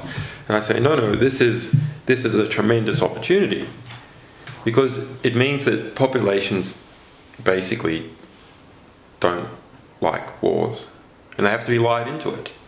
And so, and if that means we can be truthed into peace. And so that's an extremely optimistic thing. But how do you distinguish publishers, truthful publishers, untruthful publishers? This is a reputational business. And so what I would like is that part of that reputational business, like in science, where's your data? You're not providing your data. Why the hell should I take this seriously? Is that now that we can publish on the internet, now that there is physically room for data, in a newspaper there's not physically room for the primary source. Now there's physically room for the primary source. It should be there, and we should create a standard that it should be there. And sure, people can deviate from this standard, but then, well, you're deviating from the standard. If you can't be bothered providing us with the primary source data, why should we pay any attention to what you're writing? You're not treating a reader with respect. It's not falsifiable, therefore pay no attention to it. But the issue of reputation, I guess that's an important issue actually. How do things have reputation? Well, part of the ways that they have reputation is by this coupling of something happens, someone else says something about it, someone else says something about that, etc. And this is this series of citations as information flows from one person to another, and they augment it and so on. And for that to be strong, you need this naming system where what you're relying on is not some startup website that disappears tomorrow, or some company that didn't like it and has modified it. or it's been sued out of existence. So that, I think, would help with reputation. Complexity is harder. I think that is a big problem. So when things become open, they start to become more complex because people start hiding what they're doing, their bad behavior, through complexity. And so that will be bureaucratic doublespeak as an example. You know, when things get bureaucratized and everything becomes mealy-mouthed and so on. So that's a cost of openness, is that kind of bureaucratization. And the offshore sector, you see incredible complexity in the layers of things happening to each other, so they become impenetrable. And of course, cryptography is an intellectual system which has specialized in making things as complex as possible. Those things that are hard to attack. On the other hand, complex systems are also hard to use. So bureaucracies and internal communication systems which have this that are full of weasel words and arse covering are inefficient internal communication systems. And similarly, those tremendously complex offshore structuring arrangements are actually inefficient. So maybe you're ahead when the tax regime is high, but if the tax regime was 0, you're not going to be ahead at all. Right. Well, rather, sorry, if the tax regime was 3% or something, you're not going to be ahead at all. Actually, you're going to be choked by the complexity. So, well, if they weren't inefficient, then everybody'd have their money offshore too. Yeah, that's right. That's right. Yeah, that is a joke, but it's probably true. No, that's true. Let me just add the. So there's a battle between all these things going on, with different people, different. See, I don't see a difference between government and big corporations and small corporations. Actually, this is all one continuum. These are all systems that are trying to get as much power as possible. So that's what they are. A general is trying to get as much power for his section of the army. So they advertise, they produce something that they claim is a product, people buy it, people don't buy it. They complexify in order to hide the flaws in their product, and they spin and etc. So I don't see a big difference between government and non-government actors in that way. There is one difference about deployment of coercive force, but even there we see that well-connected corporations are able to tap into the governmental system and the court system, and are able to effectively deploy coercive force by sending police to do debt requisition or so on, or kick employees out of the office. So there's. Can I just ask you about that same thing, but sort of in reverse, which is the ways in which the sources of information as individuals can and can't be protected? In other words, how their information can be anonymous, like so that they don't pay a price for circulating it. I mean, and maybe with one example from from North Korea or Iran, and one example from the U.S. and the differences between those two scenarios.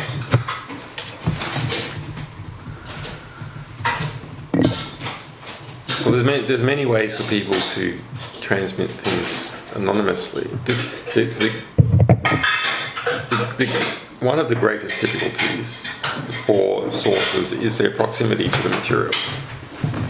So if they have high proximity to it, and it's a limited number of people know it, it is actually, doesn't matter what technical mechanism you then apply on top, it would be quite difficult for them to evade scrutiny. And it doesn't matter what country or regime you're in. But systematic injustice, by definition, is going to have to involve many people. And so, while the inner sanctum of cabinet, maybe you can't safely get records out of this, but as those decisions start spreading down to lower levels, if they are to affect many people must actually have either the high-level planning that produces some unjust consequence, or the shadow of it. So maybe the whole plan isn't visible by the time it gets down to the grunts, but some component of it is visible. And this struck me when we got hold of the two main manuals for Guantanamo Bay. So the 2003 manual was the first one we got hold of, written by by General Jeffrey Miller, who subsequently went over to Abu Ghraib to gitmoise it, as Donald Rumsfeld called it. So that manual had all sorts of abuses in it. And one of the ones that I was surprised to see was explicit instructions to falsify records for the Red Cross. So, and how many people had read this manual? This was, all the prison captains at Guantanamo Bay had read this, and why would you risk telling the grunts this sort of information? It wasn't even classified. They had made it unclassified for official use only. Why? Because it's more expensive to get people who have classifications in. So when you want to hire all these contractors without classifications, it's cheaper. Well, you can't whisper to the coalface. You can't have the president whispering to the coalface because the coalface is too big. You can't have the president whispering to the intermediaries, because then you end up with Chinese whispers, and it means your instructions aren't carried out. So if you take information off paper, if you take it outside an electronic or physical paper trail, instructions decay. And that's why all organizations of any scale have rigorous paper trails for the instructions from the leadership. But by definition, if you try and get a lot of people to do something, you're going to have those form of instructions, which means there is always going to be a paper trail, except for small group decisions. But small group decisions that don't end up going to the coalface and instructing hundreds of people, are they so important in the scheme of things? Well, it was funny that we went in Berlin as the place where they signed the final order. What's it called? Final solution. Wannsee. And these are Germans, so they documented everything. Yeah. So it's exactly your point, right? That in order to kill 6 million Jews, you have to actually write it down. Well, it's a big logistical process. Absolutely, and many people need to be communicated what the procedures were and so forth and so on. And here are the pictures of people, the signatures and so forth. Minutes of the meeting. I mean, it was like seriously chilling. Well, this is the banality of evil. Indeed. Yeah. But this is one of the first things, sort of internal arguments I had with other people in 2006. Well, okay, you have a good get. You expose some organisation and show it's been abusing something in some way, and it just takes everything off paper. The next thing it does. Can't they just take everything will go to oral forms and so on? No, it's not going to happen, because if it does go that way, fine. If they take everything off paper, if they internally balkanise, so information can't be leaked. What is the cost? There's a tremendous cost to the organisational efficiency of doing that, and that means this abusive organisation simply becomes less powerful in its struggle for economic equilibrium and political equilibrium with all other organisations. This is the inverse of your argument about empowering the dissidents in Egypt. They need a mechanism to communicate. Your argument, by stopping the inability to coordinate at this level, that's right. The inverse of my argument. Yeah. Literally the inverse of the first one. Yeah. So your argument would be you have to take those tools away. Yeah. Well, I say they take them away themselves in a way. Once things can become public. So why is it that people engage? Why is it powerful organisations? There's all sorts of reasons why non-powerful organisations engage in secrecy, which in my view is legitimate. They need it. because they're powerless. But why do powerful organizations engage in secrecy? Well, usually because the plans that they have, if made public, will be opposed by the public. And plans that are opposed before implementation often don't get implemented. So you want to wait as long as possible. And then implementation eventually makes them public. By the very fact that they're being implemented, but it's too late by then to alter the course so effectively. So if we get out, so an organisation, on the other hand, that is engaged in planning behaviour, that if revealed is not opposed by the public, it doesn't have that burden. It doesn't have that planning burden where it is forced to take things off paper. So this will be an efficient organisation, and this will not be an efficient organisation. And in the mix, as they do economic and political battle, it will equilibrate out. These guys will shrink and these guys will grow. Is that your fundamental justification, do you think, for what you're doing?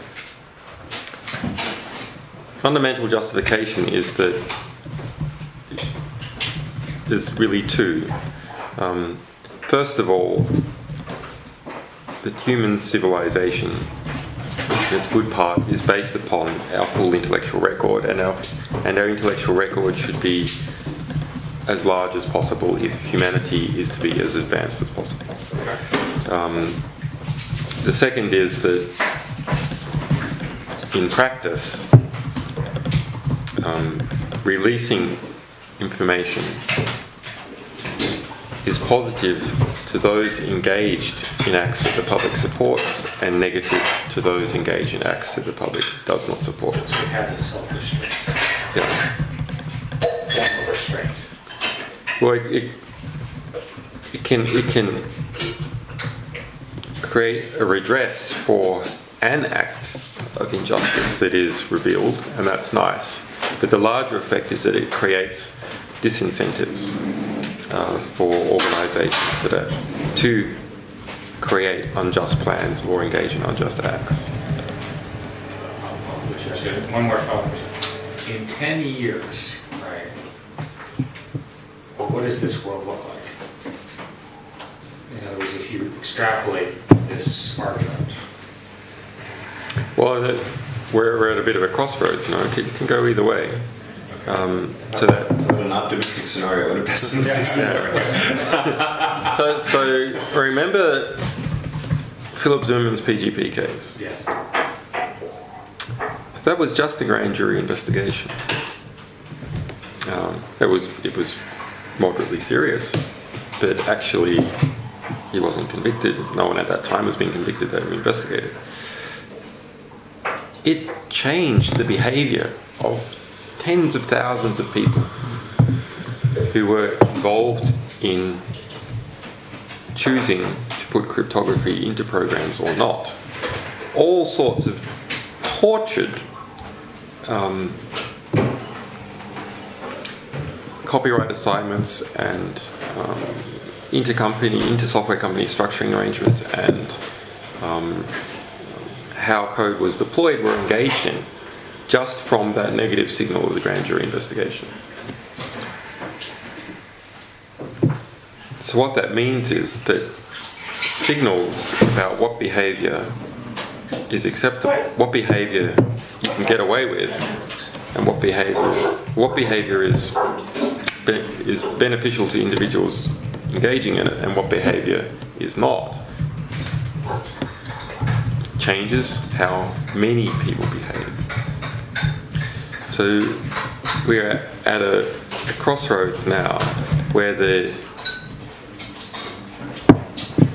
those organisations that are fighting against those people who want to be able to publish freely and disclose important information to the public.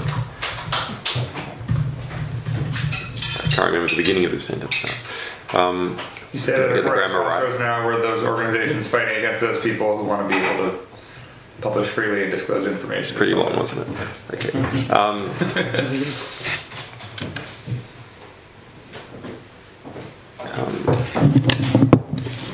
produce, if successful, a signal which discourages everyone, almost everyone, from engaging in those activities. Or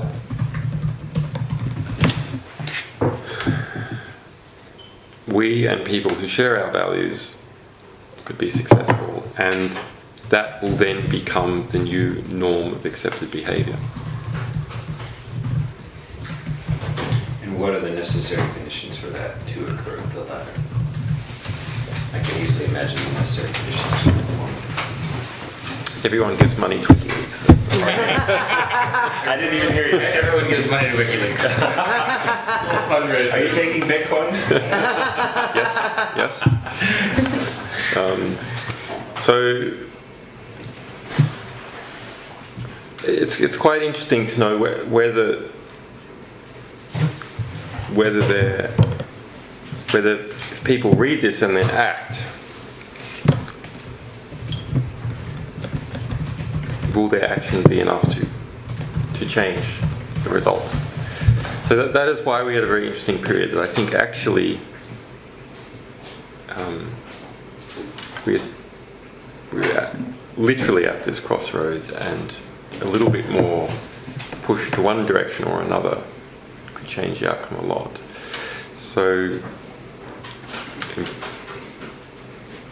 people should, if they want to see the values that we promote succeed, promote those organisations and individuals that represent those values, and start taking on doing it themselves. I was going to say, or become. Yeah, become representations of those values themselves.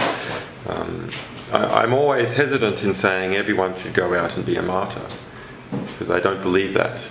I believe the most effective activists are those that fight and run away. Actually, not those who fight and martyr themselves, but those who fight and run away and fight another day. So that's about judgment, when to engage in the fight and when to withdraw. So to preserve your resources for the next fight. Would you make the argument that fighting and running away is not that, like physically fighting and running away is not that different from fighting anonymously, so long as you're sufficiently confident that your anonymity... If you have perfect anonymity, you can fight forever and don't have to run away. You pre-run away. Yeah.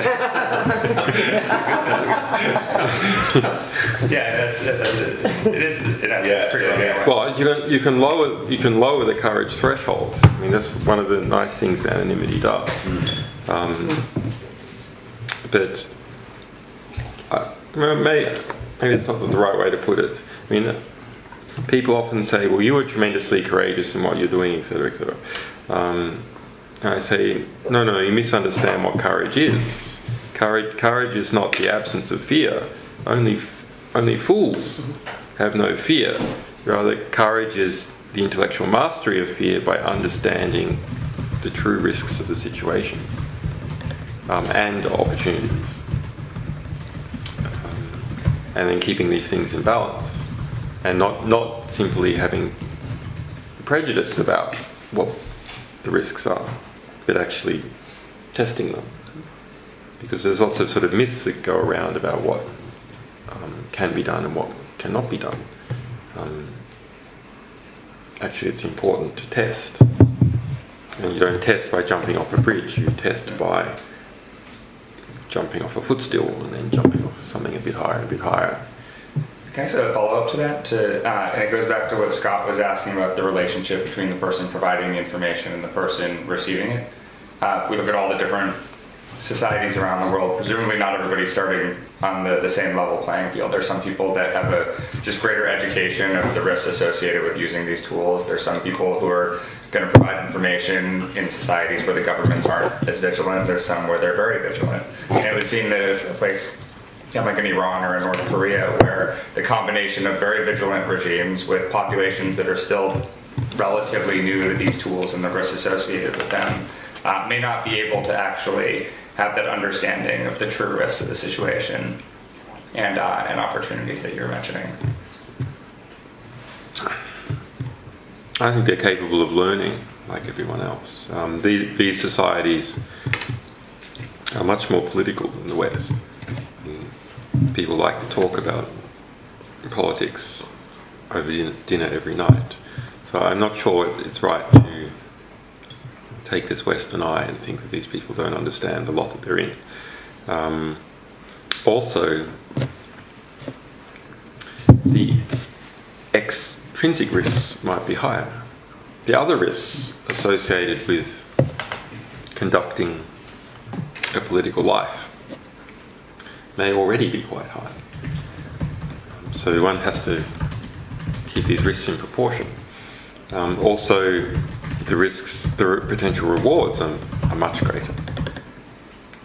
And that one might be involved in some very grand historic moment and then become swept up in it.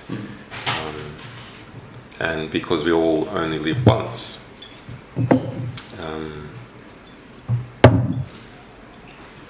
we all suffer the continuous risk of not having lived our life well every year. Every year that is not used is 100% wasted. It's not a risk of that, it's a dead bet. As an aside for you, so I was with Warren Buffett, and I was 78. And I said, what are you up to? He said, this next year will be the best year of my life.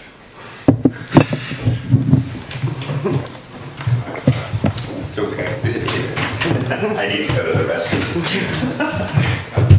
Just go upstairs. And so I said, okay. He's obviously playing with me. So we figured it out, that if you're 76, the next year is going to be the best year of the rest of your life. Because at some point, there's going to be a year where it's not going to be so good, and then you're going to be dead. And so I love that, right? This next year is going to be the best year. Julian, how do you feel about photographs for the book? Do you mind if I take snapshots of you guys just working? How do you... You can see them. Nothing's new. But they're up to you. I would just take like shots this way and maybe shots that way. Of who doing what exactly? You guys talking, just conversation. That's all right. Yeah. Using my S95 camera. Yes, exactly. It's a very high-tech operation. Just don't say anything anti-Semitic in the next few months. Anti-Semitic. We would never say anything anti-Semitic. No, just the last. This Russian journalist came over and took a photo with me, and then he's a sort of, his name's Israel Schmidt actually. He's as Jewish as can possibly be, but he converted Russian Orthodox and is very, very anti-Judaism. Okay. And so he then put this thing out in Russian Reporter or something with his photo with me, and then I started to cop it. Like in the most unbelievable way. You and I both understand the costs of negative publicity. This is just a joke, but I know you have been well tested. I am very well tested. Very well. Where are you going? It's not supposed to be staged. I know. Try to look proper, get your act together.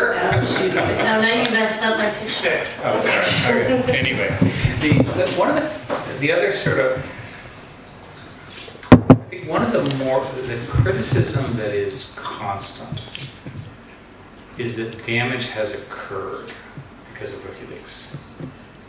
I can't find it yet. Do you have a reason?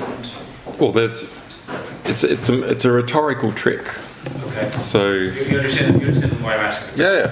There's I'm trying to understand the case against your vision. Yeah. There's Obviously, we're sympathetic to it, so. Up until collateral murder, we were a cause célèbre in the United States. Actually, we're still a cause célèbre, but it's in a smaller libertarian or left-wing or libertarian right-wing community now. But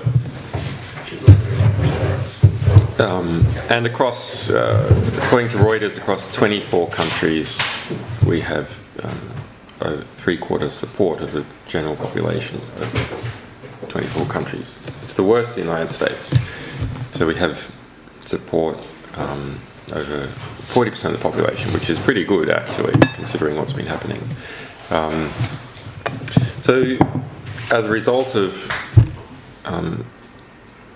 embarrassing the US military and the diplomatic class, we have had a counterattack. And that counterattack is significant. This is a very significant power group. And it's a power group that is not just at the top of the White House, it's not just a few generals. Rather, it is all the people connected to and profiting from that system. And that's about 1/3 of the US population. So all the way from Chelsea Clinton down to someone in the gutters of San Antonio whose brother is deployed in Iraq. There are 900,000 people in the United States with top secret security clearances at this moment. There are 2.5 million that have classified security clearances. If we go back over the past 20 years and ask how many people had security clearances, maybe it's, 15 million. If you then go and look at all their spouses and business partners and children, we're looking at something like 30% of the population of the United States is 1 degree removed from that way of living and that ideological structure and that patronage system. So it's quite difficult in the United States to say something that is against that system. And the New York Times has found to its peril when it tries to speak out against it. And so in its relationships with us, when it published material, had to react very defensively in a way to someone outside the United. I think even traditional US journalists think this. It is sickening to see a newspaper of any strength saying literally how pleased those words the White House was with its behaviour. So if we look at the attacks on us, they always talk about the words placed people at risk. But risk relative to what? Right now, we are at risk of a meteorite passing through the roof of this house and killing us all. That is a risk, it is true. But is it a proportionate risk? Is it a risk that is significant enough that is even worth speaking about? Well, the answer is no. Similarly with the word possibility. There's a possibility a meteorite could descend on us all in this moment, but it is not a probability. So these rhetorical tricks are often used by people who are making their argument in relation to security, that there is a risk of something, there is a possibility of something. What has to be done is people need to engage in sort of intellectual defense against manipulation by rhetoric, by understanding that if someone mentions that there's a risk without saying the risk is higher than crossing the road, or the risk is twice that of being stung by a bee, then you must ignore it. Similarly with possibility versus probability. Yeah, I can do all of this in my head too. Are there examples where a positive outcome that can be directly traced to WikiLeaks in the political sphere that you want to highlight? Something, a specific, tangible, positive outcome. Well, the most significant one seems to be the Arab Spring. And you would argue WikiLeaks was a clear information. For Amnesty International did in its latest report, and Tunisian professors did. Because of my direct involvement, it would be unseemly for me to argue that directly. I'm not certain about directly. I am certain that we affected it and were deeply involved in it. I'm certain that we influenced it. And that is really something of great moment. Something I am certain about is that we changed the outcome of the Kenyan election in 2007. There's been many ministers whose scalps we've taken, and people being forced to resign, and so on. Those are concrete and clear actions. And one might argue that they're positive if you didn't like the guy, and you would argue that they're negative if you did like the guy, so I don't really want to mention those. Yes, if I go back to your earlier argument, that the effect on a single individual is not the actual goal. The actual effect is to change the system in some fundamental way, because you make the argument that these systems have become fiscalized. They're static, independent of any pressure. And so an example of a truly large influence would be a revolution, right? Well, it's something that is... You can make many large influences without these sort of dichotomatic events. But the dichotomic events are easy to... binary events are easy to talk about, and it's provable. It's a marketing problem. You want to have a marketing story. Yeah. So one party or another party wins the election, and it changed. And that's a very clear sort of outcome. There's a revolution. One group was in power, then another group's in power. It's a very clear change. I suspect the other changes that we have had, such as liberalization of the publishing environment, I suspect is actually the most significant one that we've been involved in, and something we've pushed for many years. There's no way that what we did last year we could have done 4 years ago. It would not have been possible. How come, technologically, or in terms of... Technologically, it was all perfectly possible. The difference is a shift in status quo. WikiLeaks became the status quo. So, and that wasn't always so. During the first 2 years, we were battling for whether we were something that was acceptable to be on the internet or not. After 2 years, and especially after the Bank Julius Baer case, where we were involved in a big legal case in San Francisco. On the one hand, us; on the other hand, the largest private Swiss banking concern, Bank Julius Baer, that was trying to shut us down, which we conclusively won, and cost them their US IPO as a result. That sort of sent out a signal that there is a place in the world for a publisher like WikiLeaks.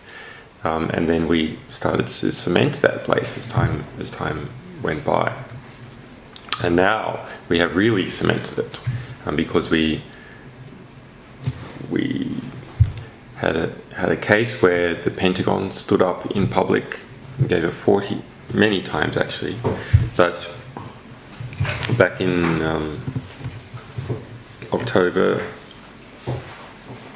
gave a 40-minute press conference with their spokesperson Jeff Morrell, saying that WikiLeaks must, and me personally, must destroy everything we had previously published, had been derived from the Pentagon, destroy everything we were going to publish, and cease dealing with US military whistleblowers. The precise phraseology used was return everything that we had ever published, return everything we were going to publish, and cease soliciting information from US military personnel or US government personnel. Or the Pentagon would compel us to do so. And when asked by a journalist at the press conference, what mechanisms do you have to compel them? The response was, well, look, this is the Pentagon, we're not concerned about the law. That's perhaps a matter for the Department of Justice or the Attorney General or something. When you watched that, did you get the impression that there was just an unbelievable level of naivete or lack of understanding about the actual technology and technical aspects of this that would make that impossible? I did, but then I later on developed a more sophisticated understanding of what was going on in that press I conference. actually started out very unsophisticated. So what was actually going on is this was a carefully... I mean, it seems ridiculous. Why would the Pentagon act like a victim? Why would they look so ridiculous and powerless? Why would they give a demand that they were not capable of fulfilling? It would make them look weak. It was a carefully constructed legal message designed to embroil us in the US Espionage Act. It was a notification, like you see in the newspapers. We demand that you do this. This is the type of information. It will cause grave harm to US national security. We make it a press conference so we can argue that all those WikiLeaks people have seen it. Then the next thing they publish, they will demonstrate intent. So despite the fact that they have been informed that it is this, and this, they did it anyway, therefore they have an intent, because you can't accidentally commit espionage. That's why they're concerned with the past and not just with the present. Because there has to be a pattern of practice, and as long as it's each instance is a fresh instance, and there is no pattern. Yeah. But in saying no, which we did quickly, actually before we understood what the legal trap was, but in saying no, and then in relatively short order producing the Iraq war diaries, and it's one of the best things we've ever done. Can we read it? What about the... Okay.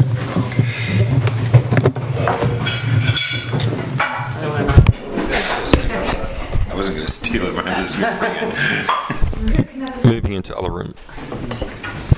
That censorship argument really interesting. Right.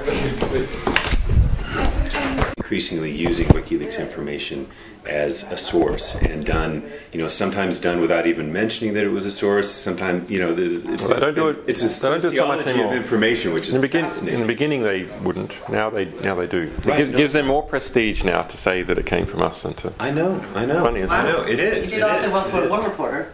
I'll just show you something funny. Yeah. Julian, this is spectacular. I'll just show you something. Do you like our slogan? Keep calm and Keep carry calm and carry on. Second World War. It was. That looks like an original one, though. No, we were admiring It's not? pictures of all of the owners' ancestors. Oh, right. But So these are Vaughan's ancestors. That's Vaughan there, my friend. So yeah, This is Vaughan? Okay. That's from Afghanistan earlier this year. He's a sort of a reporter type, right? He's a war reporter. I'm sorry. Who is this? This is the owner of the house, my friend Vaughan Smith. Oh, right. I've been to his club. Yeah, so he's a war reporter. And although he was in the Grenadier Guards originally, and then I think he understood he got to go. You could get to go. You went to the other side, but also you could go to more wars as a war reporter than you could. And different ones. Different ones. It's better that way. And these are all family? This is his family? These are all family. That's father and mother, and they both live here. On the house on the edge. So it's a military family from a little ways. The other interesting guy is that guy there, Tiger Smith, the sort of brackish-looking one with the collar up, who's famous for killing 99 tigers back when that sort of thing was approved of. So he was saving Indians. He was a Raj figure of some kind. Yeah, and so here's the comedy part. So this medal, Vaughan's father was the Queen's messenger. Wow. So that means he would go on aeroplanes and deliver messages. Now, see this bag in his hand there. So you know what's in this bag? State secrets. Diplomatic cables. That's great. So he would go on this That's great. on the Concorde and have a seat to the left and a seat to the right, just filled with cable bags, and deliver it. Sometimes they'd take computers as well, and you have people come to the bay of the aeroplane and guide it in, make sure it's not stolen, and other guys waiting at the other end to take it. And what does he say about it? Well, he's sort of horrified on the one hand and deeply pleased on the other, because if they just used him, none of this would have happened. Well, and before you guys came in, he's saying that he's actually, you've been here for about 6 months. 8 months. 8 months, yeah. So this is your home. What's a lovely place? I got these this morning from, because I have to go to the police station every day. Unfortunately, I get crazed fans turning up there. Oh, really? Mm. And they hand you things? So this was a French girl who drove up from France. Really? How far is the... I had girls drive from France, Catalonia, Norway. Didn't drive from Norway. Flew from Norway. Amsterdam. I had a guy from the US sold his boat and came over here. Captain Morgan. How far is this police station here? Sounds like about 2 About 15 minutes, 20 minutes. It's pretty funny. The woman from Catalonia was the most amusing. So she turned up at the Frontline Club and tried to convince them that she was WikiLeaks star Spanish programmer. And of course, they're not knowing anything about programming. It's like she just gave some techno babble, and they assumed it was true. And then after a while, they're like, "Yeah, well, you can't really see Julian. He's in seclusion." But okay, so I put her up for free for one night, and she had this habit of sort of listening in on a bit of conversation and then sort of reincorporating it into a story. And like saying, "Oh, I know this person. Oh, look, there's so and so." But within 2 days, this had all come undone, and she'd been sent along. And then 2 weeks later, there's a phone call saying, "Oh." So 2 weeks later, I'm here, and the police come to the door, and they're saying, "Do you know Ruth?" Ruth who? Your fiancée? No. Well, she stayed at this property all night, and she says that you were going to pay the taxi bill. And I'm like, what taxi bill? So it turns out that she had come from Catalonia to London, got a black cab from London to here, £500. She had £50. Convinced the taxi driver that her rich, famous fiancé would pay for it. They were just in a bit of a dispute at the moment, but it was sorted out in the morning. Then she had gone to the edge of the property and convinced them that she was my fiancé. And the taxi driver wouldn't go because he wanted his money. The people at the edge of the property put them both up for the night. At what point do you just pay her for the creative vision? It's for the entertainment. I mean, it's just so creative. It's almost impressive. Then she was eventually arrested for fare evasion, because no one got to pay the bill. Bailed to appear on February 14, Valentine's Day. With bail conditions that she couldn't appear in Norfolk, so she flew back to Catalonia. But then we see that on her Facebook page she's still going on about how in love she is, and that these terrible women that lived here prevented her from coming in contact with him. Oh my goodness. Proving that everything on the internet is absolutely true. Every single fact. Especially Facebook. Especially Facebook. Everything is true.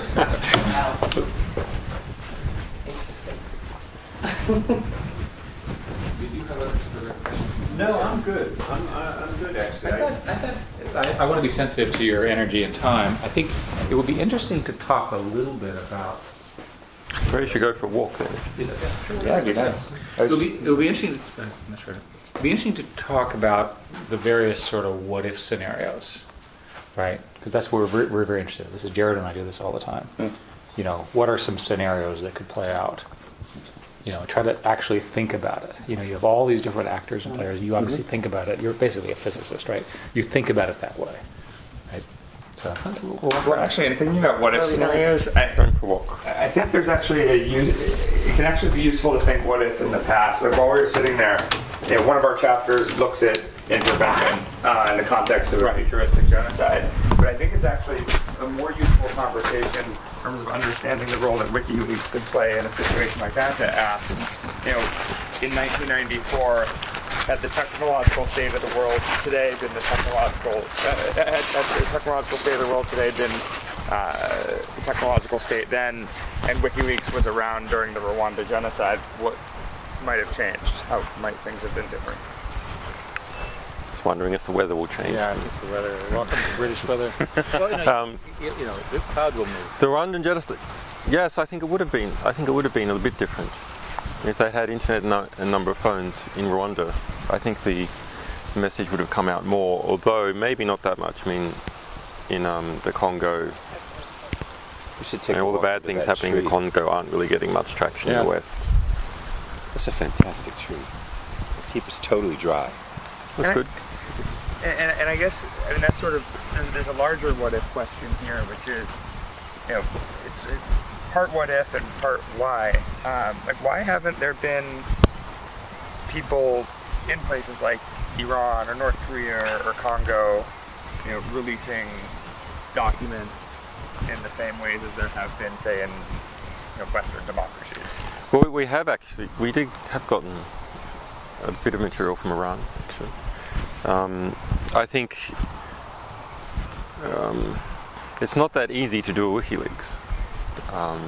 In a combination of technicalities and reputation and funding and so on, it's not that easy to do. And we don't.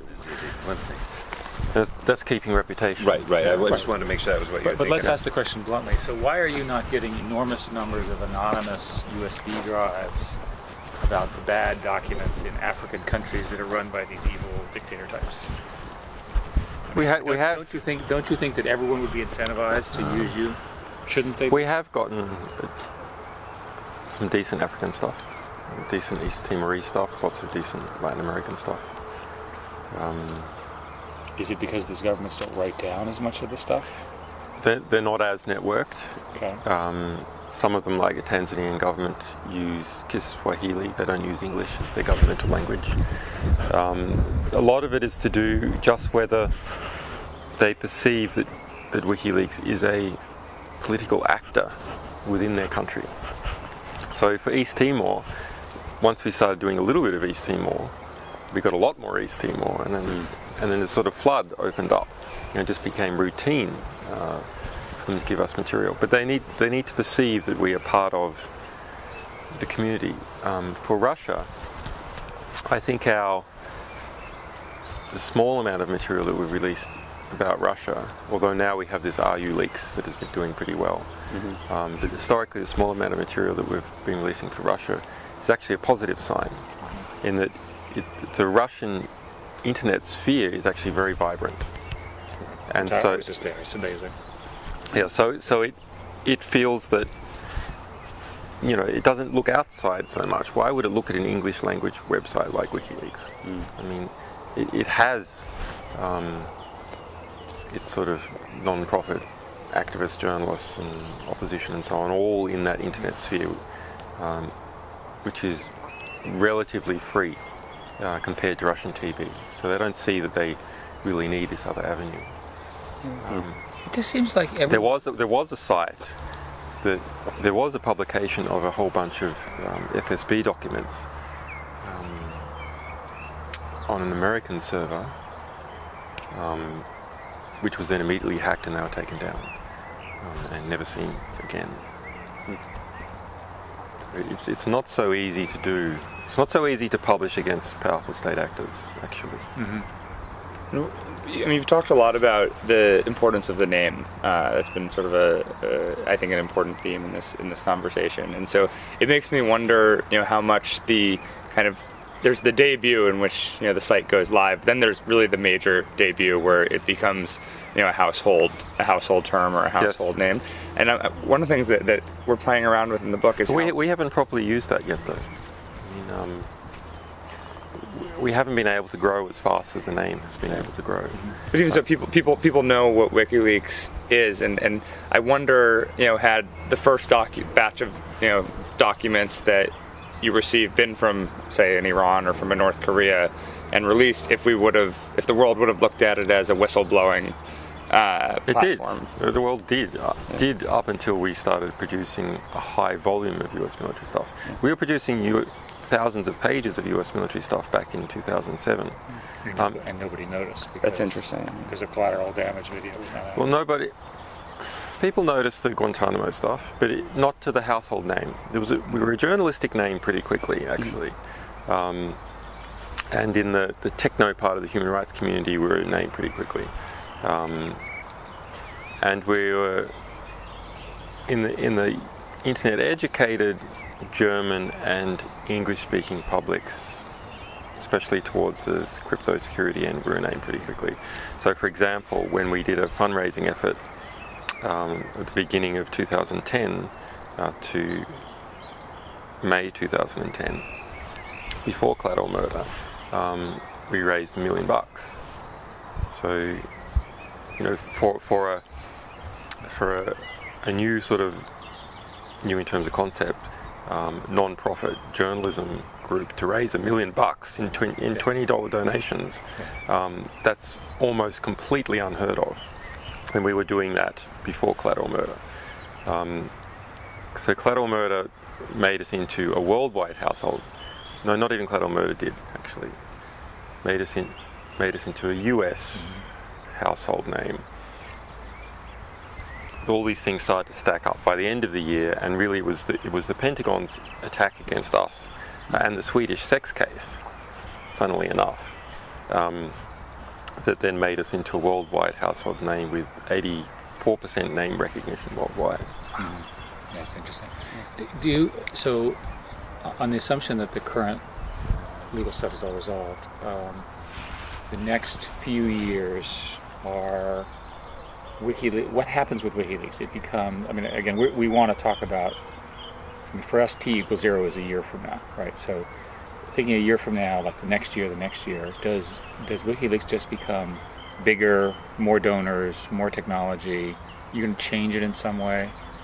But there's lots of changes. I think this idea I have about how to structure intellectual information is important, and we will overlay that.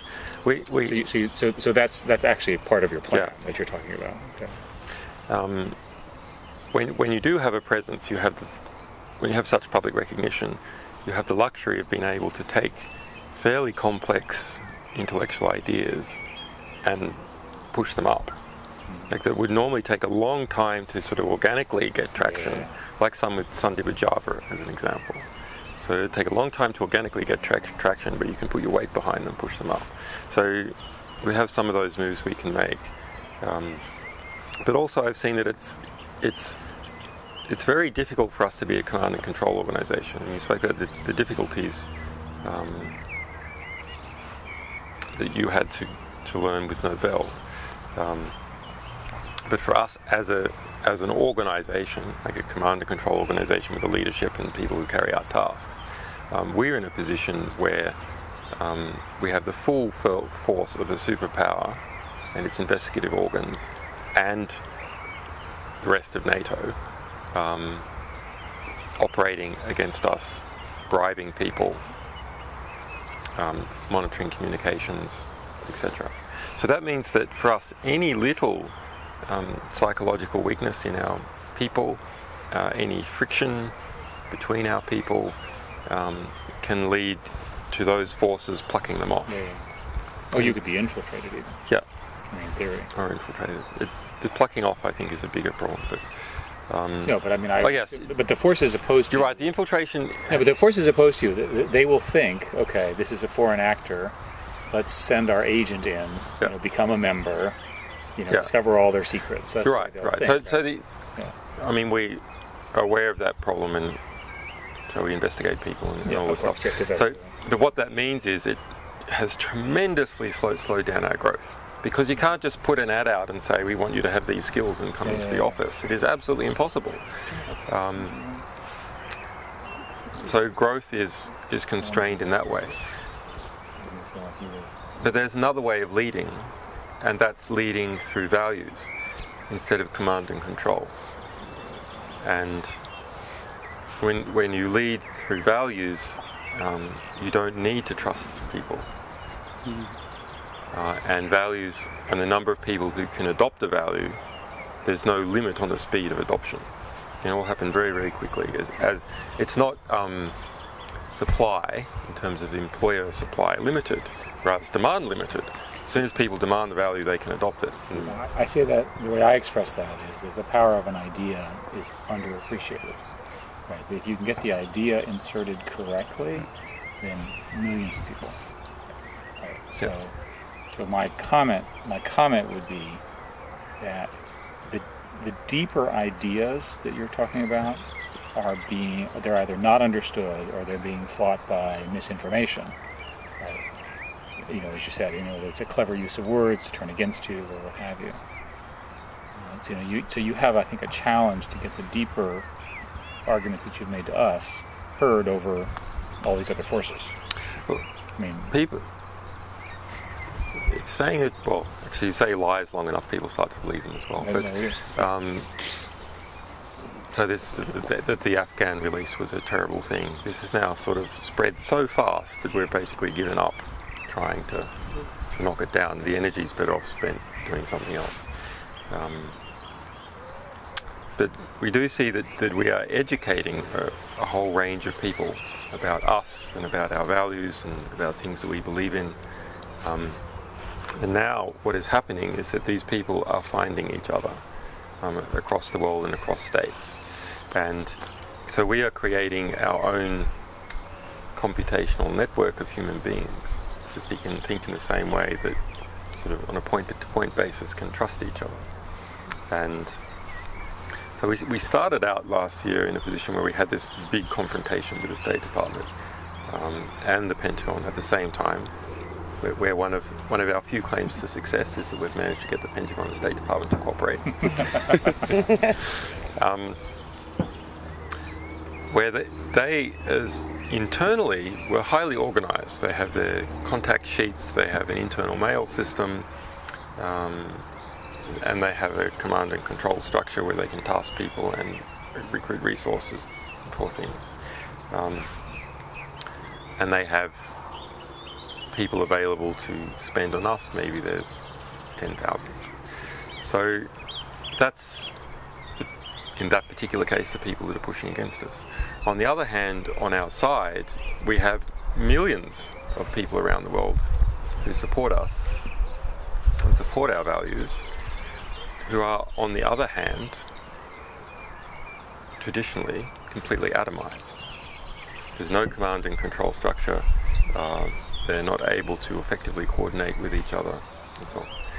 So that's the starting condition. But of course, an organization starts to form with these people as they find each other locally and as they discover each other.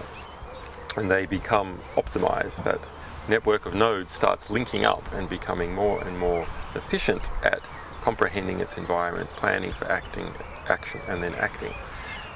So there's some plans we have to potentiate that. So they're probably out by then. So we're going to take these graphs of several million supporters, and do you know what simulated annealing is? Yeah. So when you have an alloy, rather when you're trying to make an alloy with two different metals, and the idea is you put these metals together and you mix them together, and they settle, the molecules of the two different respective metals settle into an arrangement with each other where they are in the sort of tightest attraction to each other, the lowest energy state. And to get them into this state can be quite hard, because if one molecule might be buddied up with another to its left, but the strongest arrangement might be if it joins the molecules to its right. It's already close to the ones to its left, so it has to it needs a kick to get out of the position it's in and into this new position. And so this is called annealing, and you'll see that when people are making these alloys, they will melt the metals together, pour them, and then let them cool a bit, and then heat them up a bit, let them cool a bit, heat them up a bit, not so much each time. And they might even do things like smack them and hit them, so they might actually physically smash them. So we have this system we are developing where we will put all these people into a network which we will anneal using a simulated annealing method, so that there is the tightest possible human arrangement between these million people. Around the set of principles. Around the set of principles. That's the unifier. I see. And then we have an efficient computational, in terms of human computation, efficient computational network which can observe, plan, and act. So, another criticism, I think, is with respect to WikiLeaks, you were careful, according to reports, to work to redact sensitive information. As I understand it, there was an editing process. Somebody had to build a specialized search engine because the documents were so complicated. There was a fairly lengthy review period with the mainstream media, et cetera, et cetera, et cetera. And that's all, I think, fairly well documented. Now, imagine another person, not you, who does not have the same values, but has the same technology, because the technology is obviously copyable. What happens when there's more of them than there are of you, or one of them and one of you? Sources. So who holds WikiLeaks accountable? We have our values. How do people see whether we're sticking to our values or we've betrayed our values? How do people, maybe they don't like our values, maybe they do like our values. How can this human economic ecosystem discipline us or encourage us in particular directions? So sources speak with their feet. If sources believe that we are going to protect them and that we're going to have high impact for the material, they will simply give us material instead of giving it to someone else. So that's one way in which we are disciplined by the market of sources. So it's a selection bias, basically. Yeah. So the question is, well, could sources pick another group that were going to publish without any harm minimization procedure at all? Well, the answer is yes, but one has to understand the primary reason we engage in harm minimization procedures. It's not actually because the material we will release will have a reasonable risk of producing harm as a result of disclosure. That's very rare. Rather, there is actually a probable risk that if we don't engage in that sort of behavior, our opponents will opportunistically attempt to distract from the revelations that we have revealed, very important matters, by instead speaking about, is there a potential for harm, and therefore is this release hypocritical, given that we want to promote justice, and is the organisation hypocritical? So a lot of the procedures that we engage in, it's not merely to try and minimize risk to people who might be named in material. Rather, it is to minimize risk that opportunists will reduce the impact of the material when it's released. So it's part of the impact maximization that we're doing, is to prevent this type of attack on what we publish. So from that point of view, intelligence sources will understand that we do that in order to maximize impact. Now that said, we do not permanently redact anything. We only do delayed redactions. So we delay until the security situation has changed and we can release this. And I think that is an important difference to what... So is it fair to say, I'm not trying to put words in your mouth, that eventually the things you redacted will be they will all be made available? All be made available.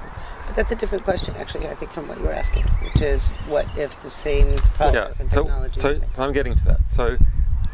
But it disturbs me greatly.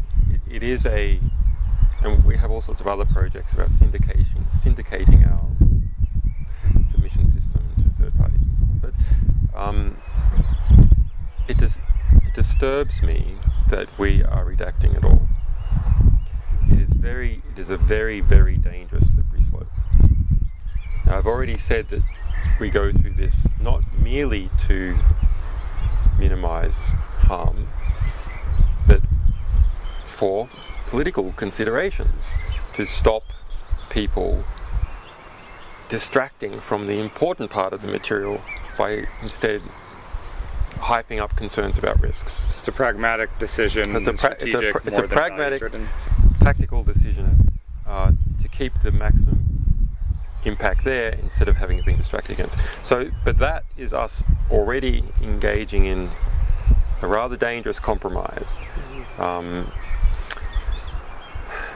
Now, it's not nearly to the same degree of the newspapers, because we've done this collaboration with them. We can see that it's just appalling. I mean, we released these results of the analysis of their redactions versus what actually needed to be redacted. It's extremely interesting.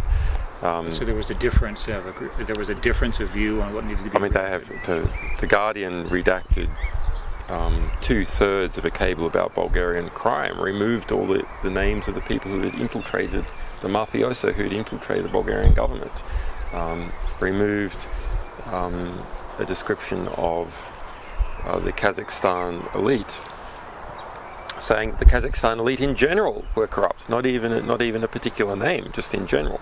Removed a description that a energy company out of Italy operating in Kazakhstan was corrupt. So that they have redacted for naming of individual names of people who might be unfairly put at risk, just like we do, as we require of them.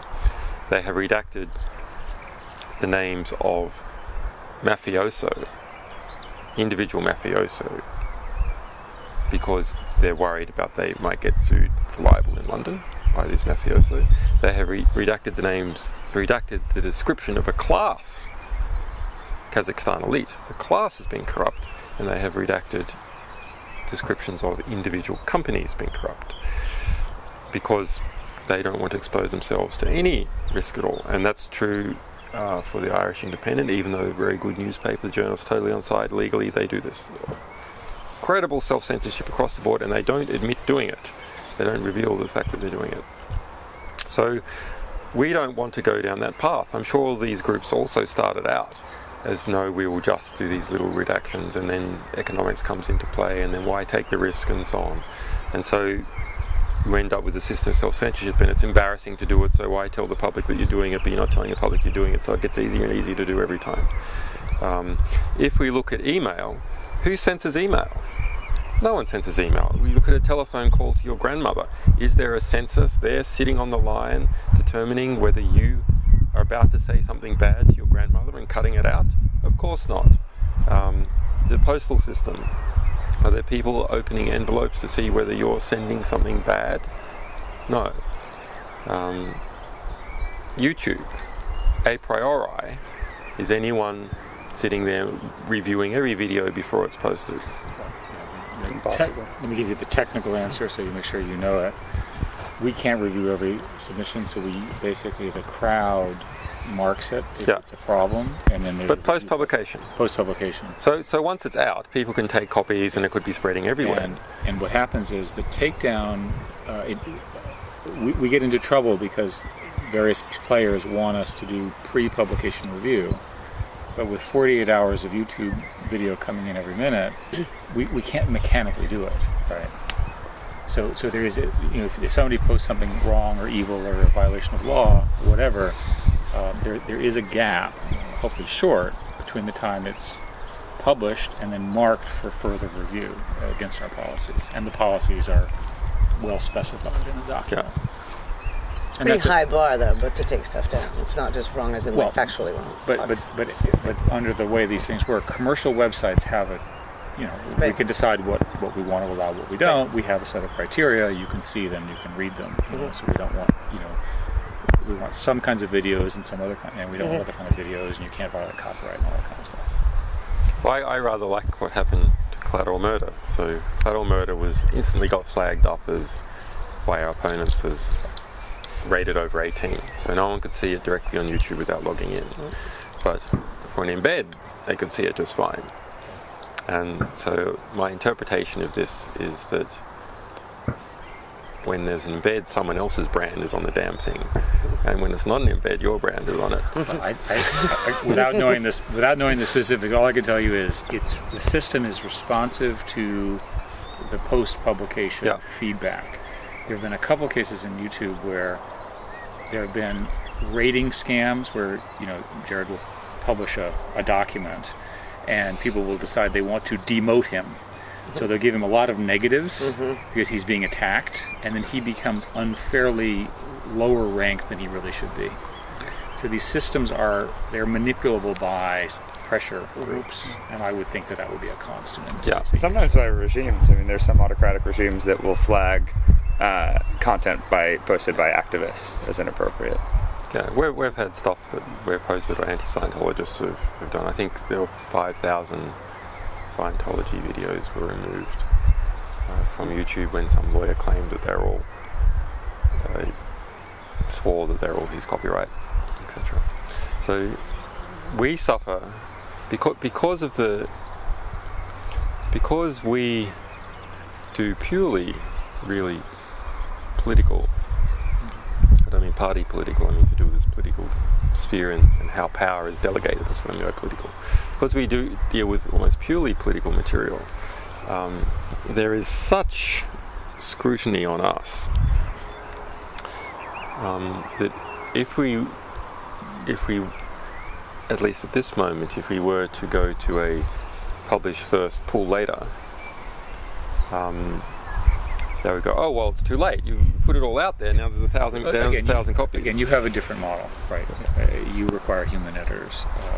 Well, it's a problem though. It is a severe problem because it means in terms of scalability, things are very hard for us, and so that's why we have this new syndication system where we're syndicating the editing to various non-profits. But you're fundamentally outsourcing the human judgment.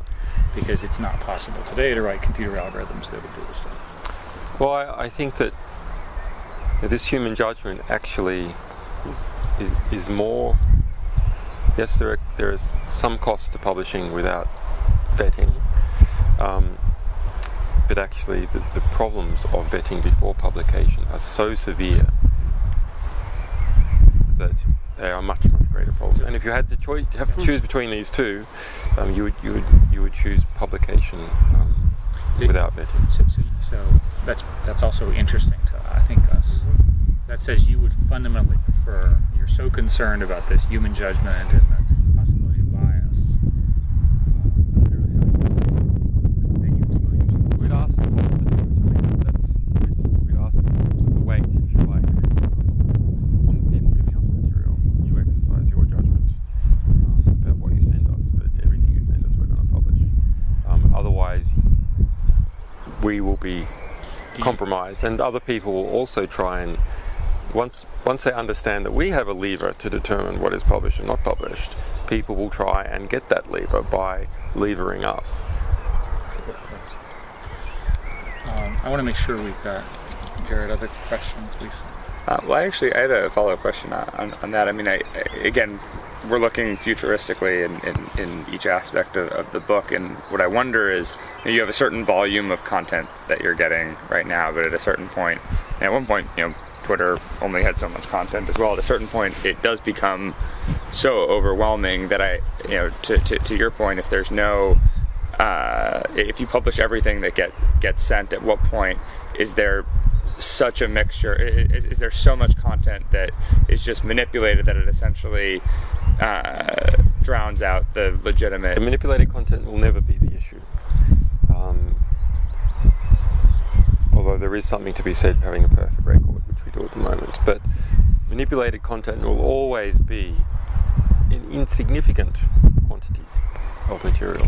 And the reason is it takes economic work to manipulate content. To do it well, you need someone who's even more intelligent than the person who would have created the original document, even more informed. And if the whole document is going public, this is not like a news story where you give the journalist manipulated content. You have to fool all the opponents and everyone else in the world with the material. It's a lot harder. So And at the same time, every organization generates a mountain of paperwork and internal records just by virtue of its activities. So all those records are produced for free.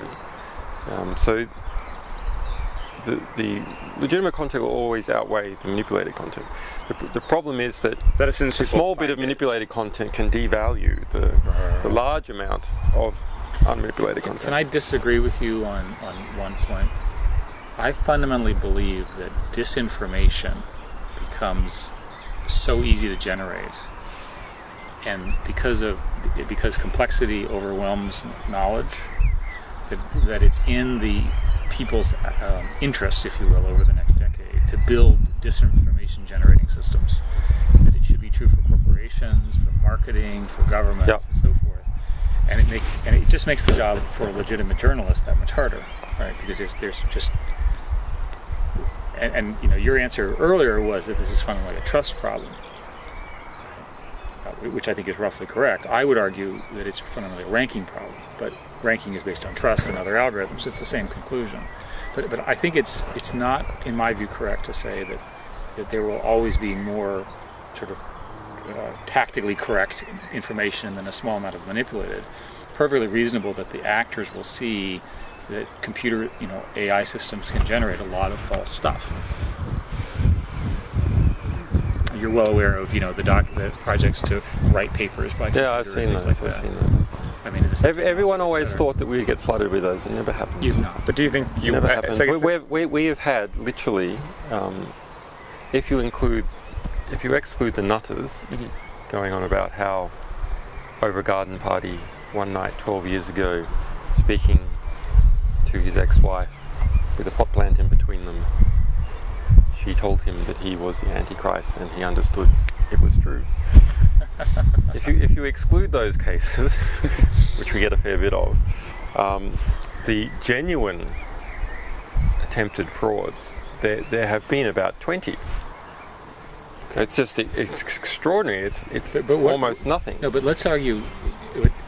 You could make an argument that that's a statement about altruism and good, and that the steps required to actually manipulate are hard enough that you have to be pretty badly intended. Yeah. You have to. The threshold for doing that's pretty high, right? In other words, So what's the closest? It's the pump and dump scams and stocks. I guess that's the one that we see Yeah. fairly frequently, and where they've pushed things. They've done it as gifts, and they even have things to evade OCR recognition on emails. I mean, in Google's case, we see lots and lots of link farms, which are attempting to manipulate our Yeah. rankings. I know we detect what we're seeing now. We're seeing HB Gary, this intelligence contractor, high-tech intelligence contractor, was hired by, was asked by Bank of America to submit a tender, and we got hold of their copy of the tender. We don't know who ended up taking the tender to take us down, and the quote was $2 million a month, and they would spread disinformation, and they would hack this, and they would target our journalists, and they had network maps of people who supported us, and they would leverage their careers and self-interest versus their ideology, etc. So that's there, but I mean, disinformation has always been there. I'm not sure why it should increase relative to the information increase we're seeing everywhere else. But this, by the way, is this is a fundamental argument against something you and I talked about earlier. We do actually need to resolve this. Right. Does the rate of Don't mind disinformation us. arm wrestling maybe? But I think there's more. This is actually one of the most interesting. The whole conversation's been fascinating. But this last piece is really interesting because it plays into how Eric and I are thinking about, and Scott are thinking about these chapters. It's like, imagine 10 years from now, or imagine 15 years. So, for the purposes of argument, let's imagine 10 years from now. It's very easy, not just for a large group of people to sort of create fake documents, produce them in mass, and distribute them in mass. Let's assume a single individual has that capacity through the technological platforms they have. You won't have Julian Assange saying it's true. So assume that they, or whoever. But he's making a more fundamental argument.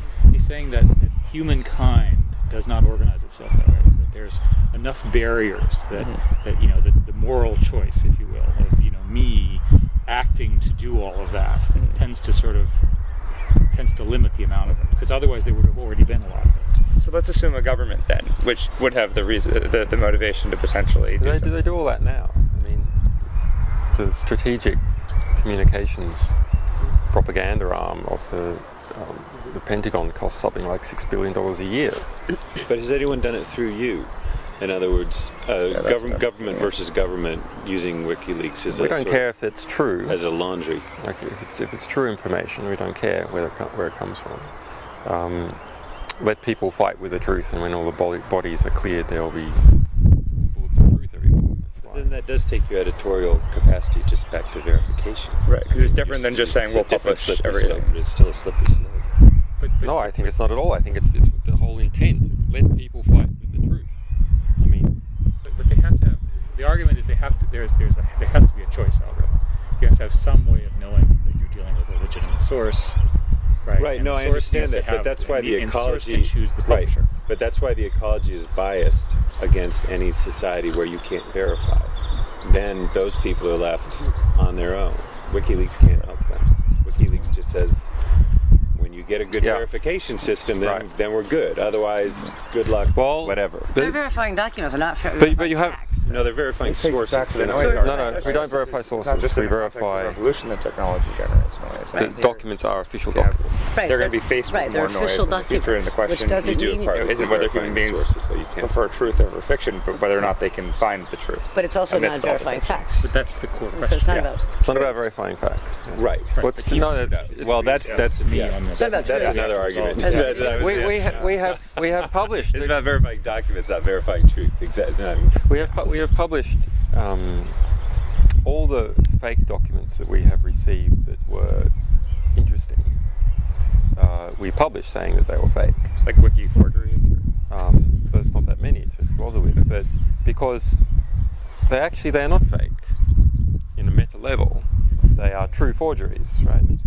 So They're interesting in and of themselves. they're very, very interesting in and of themselves. And so one was attempt to influence the Kenyan election by saying that the opposition had signed a secret agreement with the Islamic minority to introduce Sharia law across Kenya.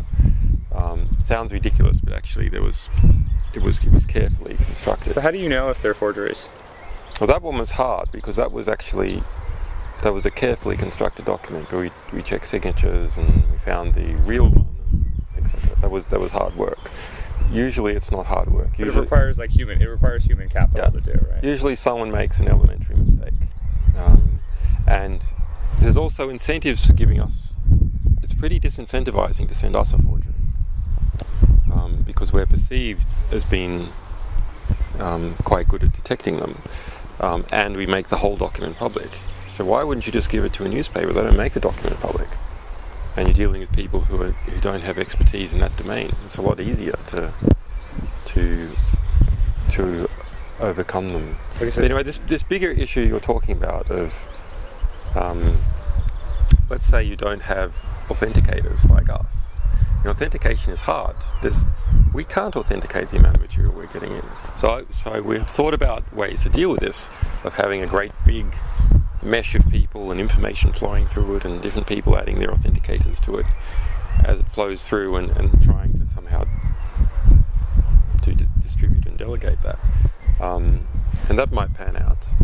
But what if everyone was simply just publishing? Everyone was publishing anonymously, and you had no authenticators. What would happen? Well, to begin with, you just have a flat structure. Right? It's a completely flat structure. Information there. Let's say it's all just addressed by hash or something. So you have no structure at all. Actually, there's this document, and there's that document, and that document. And so you'll have people who want to influence making robots that put a whole lot of garbage everywhere. But it's not tied into any structure. So actually, how does anyone get to anything? Do they hear it from their friends and they go and look at it? They link it into their web pages? It creates an influence graph of one kind. Yeah, so there's some kind of influence graph that you use to get the information. So you can flood the internet with information. That doesn't mean you're going to flood the influence graph with information. That's something that's different. That's the modern story of ranking. I mean, the web is full of spam, but spam gets ranked low because of the influence and link structure and so forth and so on. I think we should see if we can finish up. Okay. Because the sun is coming on out. How do you know if you've won? 5-1. Yeah. That's the best question of the day. Yeah, how do you know if you've won? Well, it's not possible to win this kind of thing. This is a continuous striving that people have done for a long time. Of course, there's many individual battles that we win, but it is the nature of human beings that human beings lie and cheat and deceive and organized groups of people who do not lie and cheat and deceive find each other and get together, and because they have that temperament, are more efficient because they're not lying and cheating and deceiving each other. So that is an very old struggle between opportunists and collaborators, and so I don't see that going away. I think we can make some significant advances, and it is perhaps it is the making of these advances and being involved in that struggle that is good for people. So the process is in part the end game. It's not just to get somewhere in the end, rather this process of people feeling it is worthwhile to be involved in that sort of struggle is in fact worthwhile for people.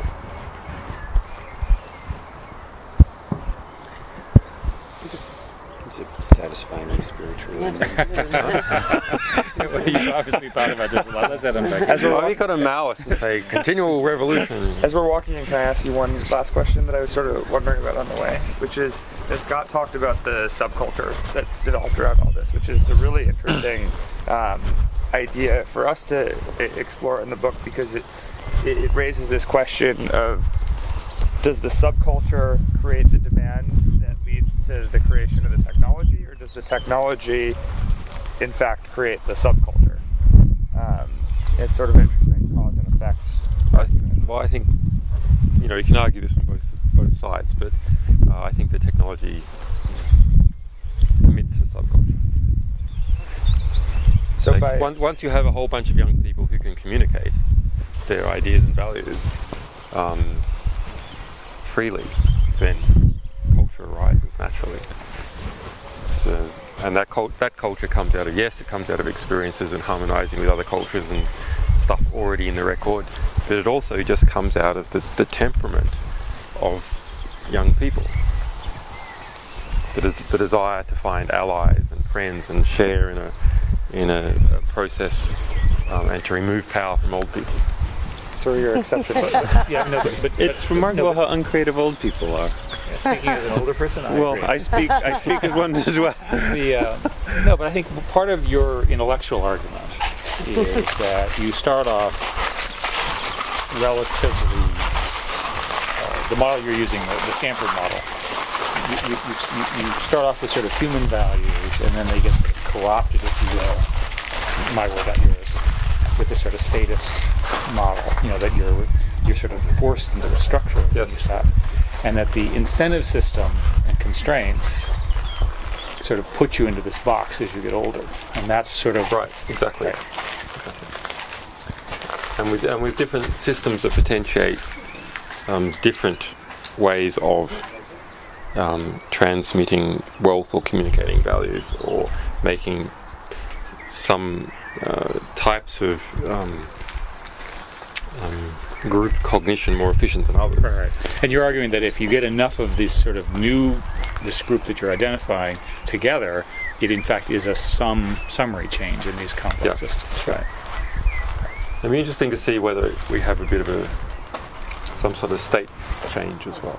Yeah. I mean, revolution is a big state change. Like everything was in this state, and then it collapses into another state. And those transitions happen very quickly. It'll be interesting to see whether we will have a broader, general, globalized cultural change that has this fast transition. It's possible. Yeah. One thing I have learned is things happen fast because of globalization. Right. Right? Because everything's interconnected. Yeah. Didn't used to be true. So information, money involved in it. I mean, that's one of the. I mean, the big issue with globalization is that you can be an arsehole and move your money elsewhere. So fast EFTs, fast wealth movements, fast signing of contracts, which are a type of wealth movement.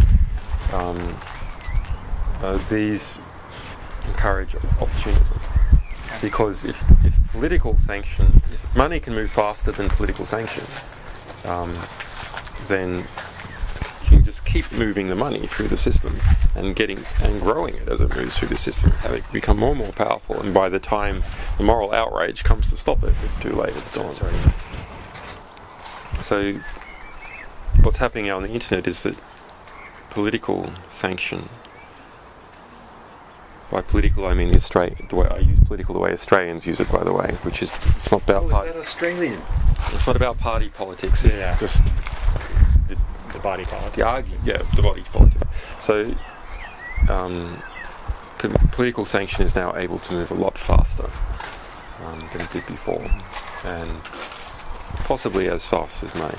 Not in any individual transfer, but in the complex structuring arrangements you need to make transfers. These can take a while. Let's. Everybody ready? Let's move on. Okay. You can think of another question, Eric. Oh yeah, no, I have lots of Julian, you've been so generous with your time. Really appreciate it. Do you have a bracelet? I do, on my leg. Yeah. It's not a bracelet, it's a manacle. A man. Conversations do tend to go on. And just out of curiosity, so as you get ready for this sort of next court thing you have to go through, unfortunately, the legal team comes over and visits every day. Well, you can't come over every day out here from London. But did this, Like 8 hours travelling per day. Actually, I fired part of my old legal yeah, I team. just saw that. Because you end up like on the phone a lot. And well, what ended up happening is that they were charging, after promising not to, £730 an hour to sit on that train coming out from London. But I was rather unhappy about it. But at the end of the day, do you end up having visitors every day, basically, or is this relatively? There'll be my staff or so on. Yeah. More interesting visitors every week or something. Okay. Well, I hope we have been at least a distraction from all that. So we wouldn't mind a leak from Google, which would be, I think, probably all the Patriot Act requests. Yeah, which would be illegal. Depends on jurisdiction. We are a U.S. There's higher laws, First Amendment, you know. No, I've actually spent quite a bit of time on this question because I'm in great trouble because I've given a series of criticisms about Patriot 1 and Patriot 2. Because I think they're because they're non-transparent, because the judge's orders are hidden and so forth and so on. And the answer is that the laws are quite clear about Google in the U.S. We couldn't do it. It would be illegal. So we're fighting this case now with Twitter. We've done 3 court hearings now, trying to get the names of the other companies that fulfilled the subpoenas to the grand jury in the U.S. Twitter resisted, and so that's how some of us became aware. They argued that we should be told that there was a subpoena. I wasn't told, but... This is concerning you? Yeah, me personally. Yeah. But 3 other people were told. But we know there's at least 4 other companies. I can certainly pass on your request to our general counsel. Tell them to argue that we should be told. So your specific request is that Google argue legally that WikiLeaks as an organization should be informed, or any of the individuals. or the individuals, if they are named in a FISA. Yeah. Okay. Yeah. I will pass that along, Great. and we'll see what comes back. And tell them to bring back all the other ones. We're into the restroom. Why don't we all sort of figure out what we're going to do next in a minute? But let's let Julian get back to actually running the empire. No, he's good. He's good. You have the other thing is in terms of running WikiLeaks. I keep asking. I'm just curious. Running WikiLeaks, are you able? I mean, you have a staff, right? So you have to talk to them. Yeah. Right? You have to call them, and I mean, I assume you could do email and all that. No, I don't use email. because it's Too dangerous. And encrypted email is possibly even worse because it's such a flag for endpoint attacks. It's like attack that endpoint. There's an encrypted.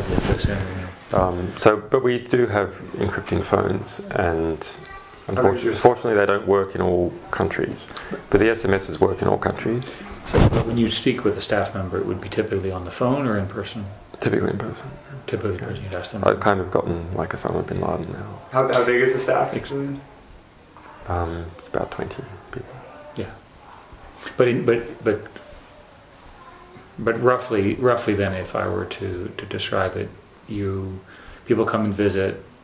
You're using technology carefully to manage things, and you're well aware of people watching you and so forth. Given yeah, and that's been true for a while. I think in reading about it, That's been true for at least a year and a half. Well, there's been various times. I mean, one of our people was ambushed by a British intelligence in a Luxembourg car park in 2008, early 2008. So that was the first what did they do? concrete. They followed him there to a supermarket, and when he came out of the supermarket, they were waiting by the car, and said, man in his 40s, nice watch, confident, tall, James Bond, very stereotyped sort of character, good shoes, and started to ask questions about WikiLeaks and me, and told him it would be in his interest to come and have a cup of coffee and chat about things. But it was a clear threat that it was a supermarket car park. I mean, you could have made that approach somewhere else. It was made in the car park of the supermarket. Do you identify himself as British intelligence? No. Mm-hmm. The acts, I mean, there's no one else like that who would be interested. And he was told by our guy that our guy wasn't interested in me. See you later. Sorry, buddy.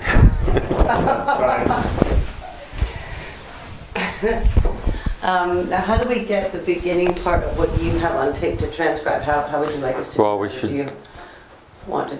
How should we? Because he was kind enough. Hey, we should give it to you. And might give it to you now. Might be safe. If you don't mind, and then we'll transcribe and send it all back to you. Can we just FedEx you? Yeah. Yeah. Is that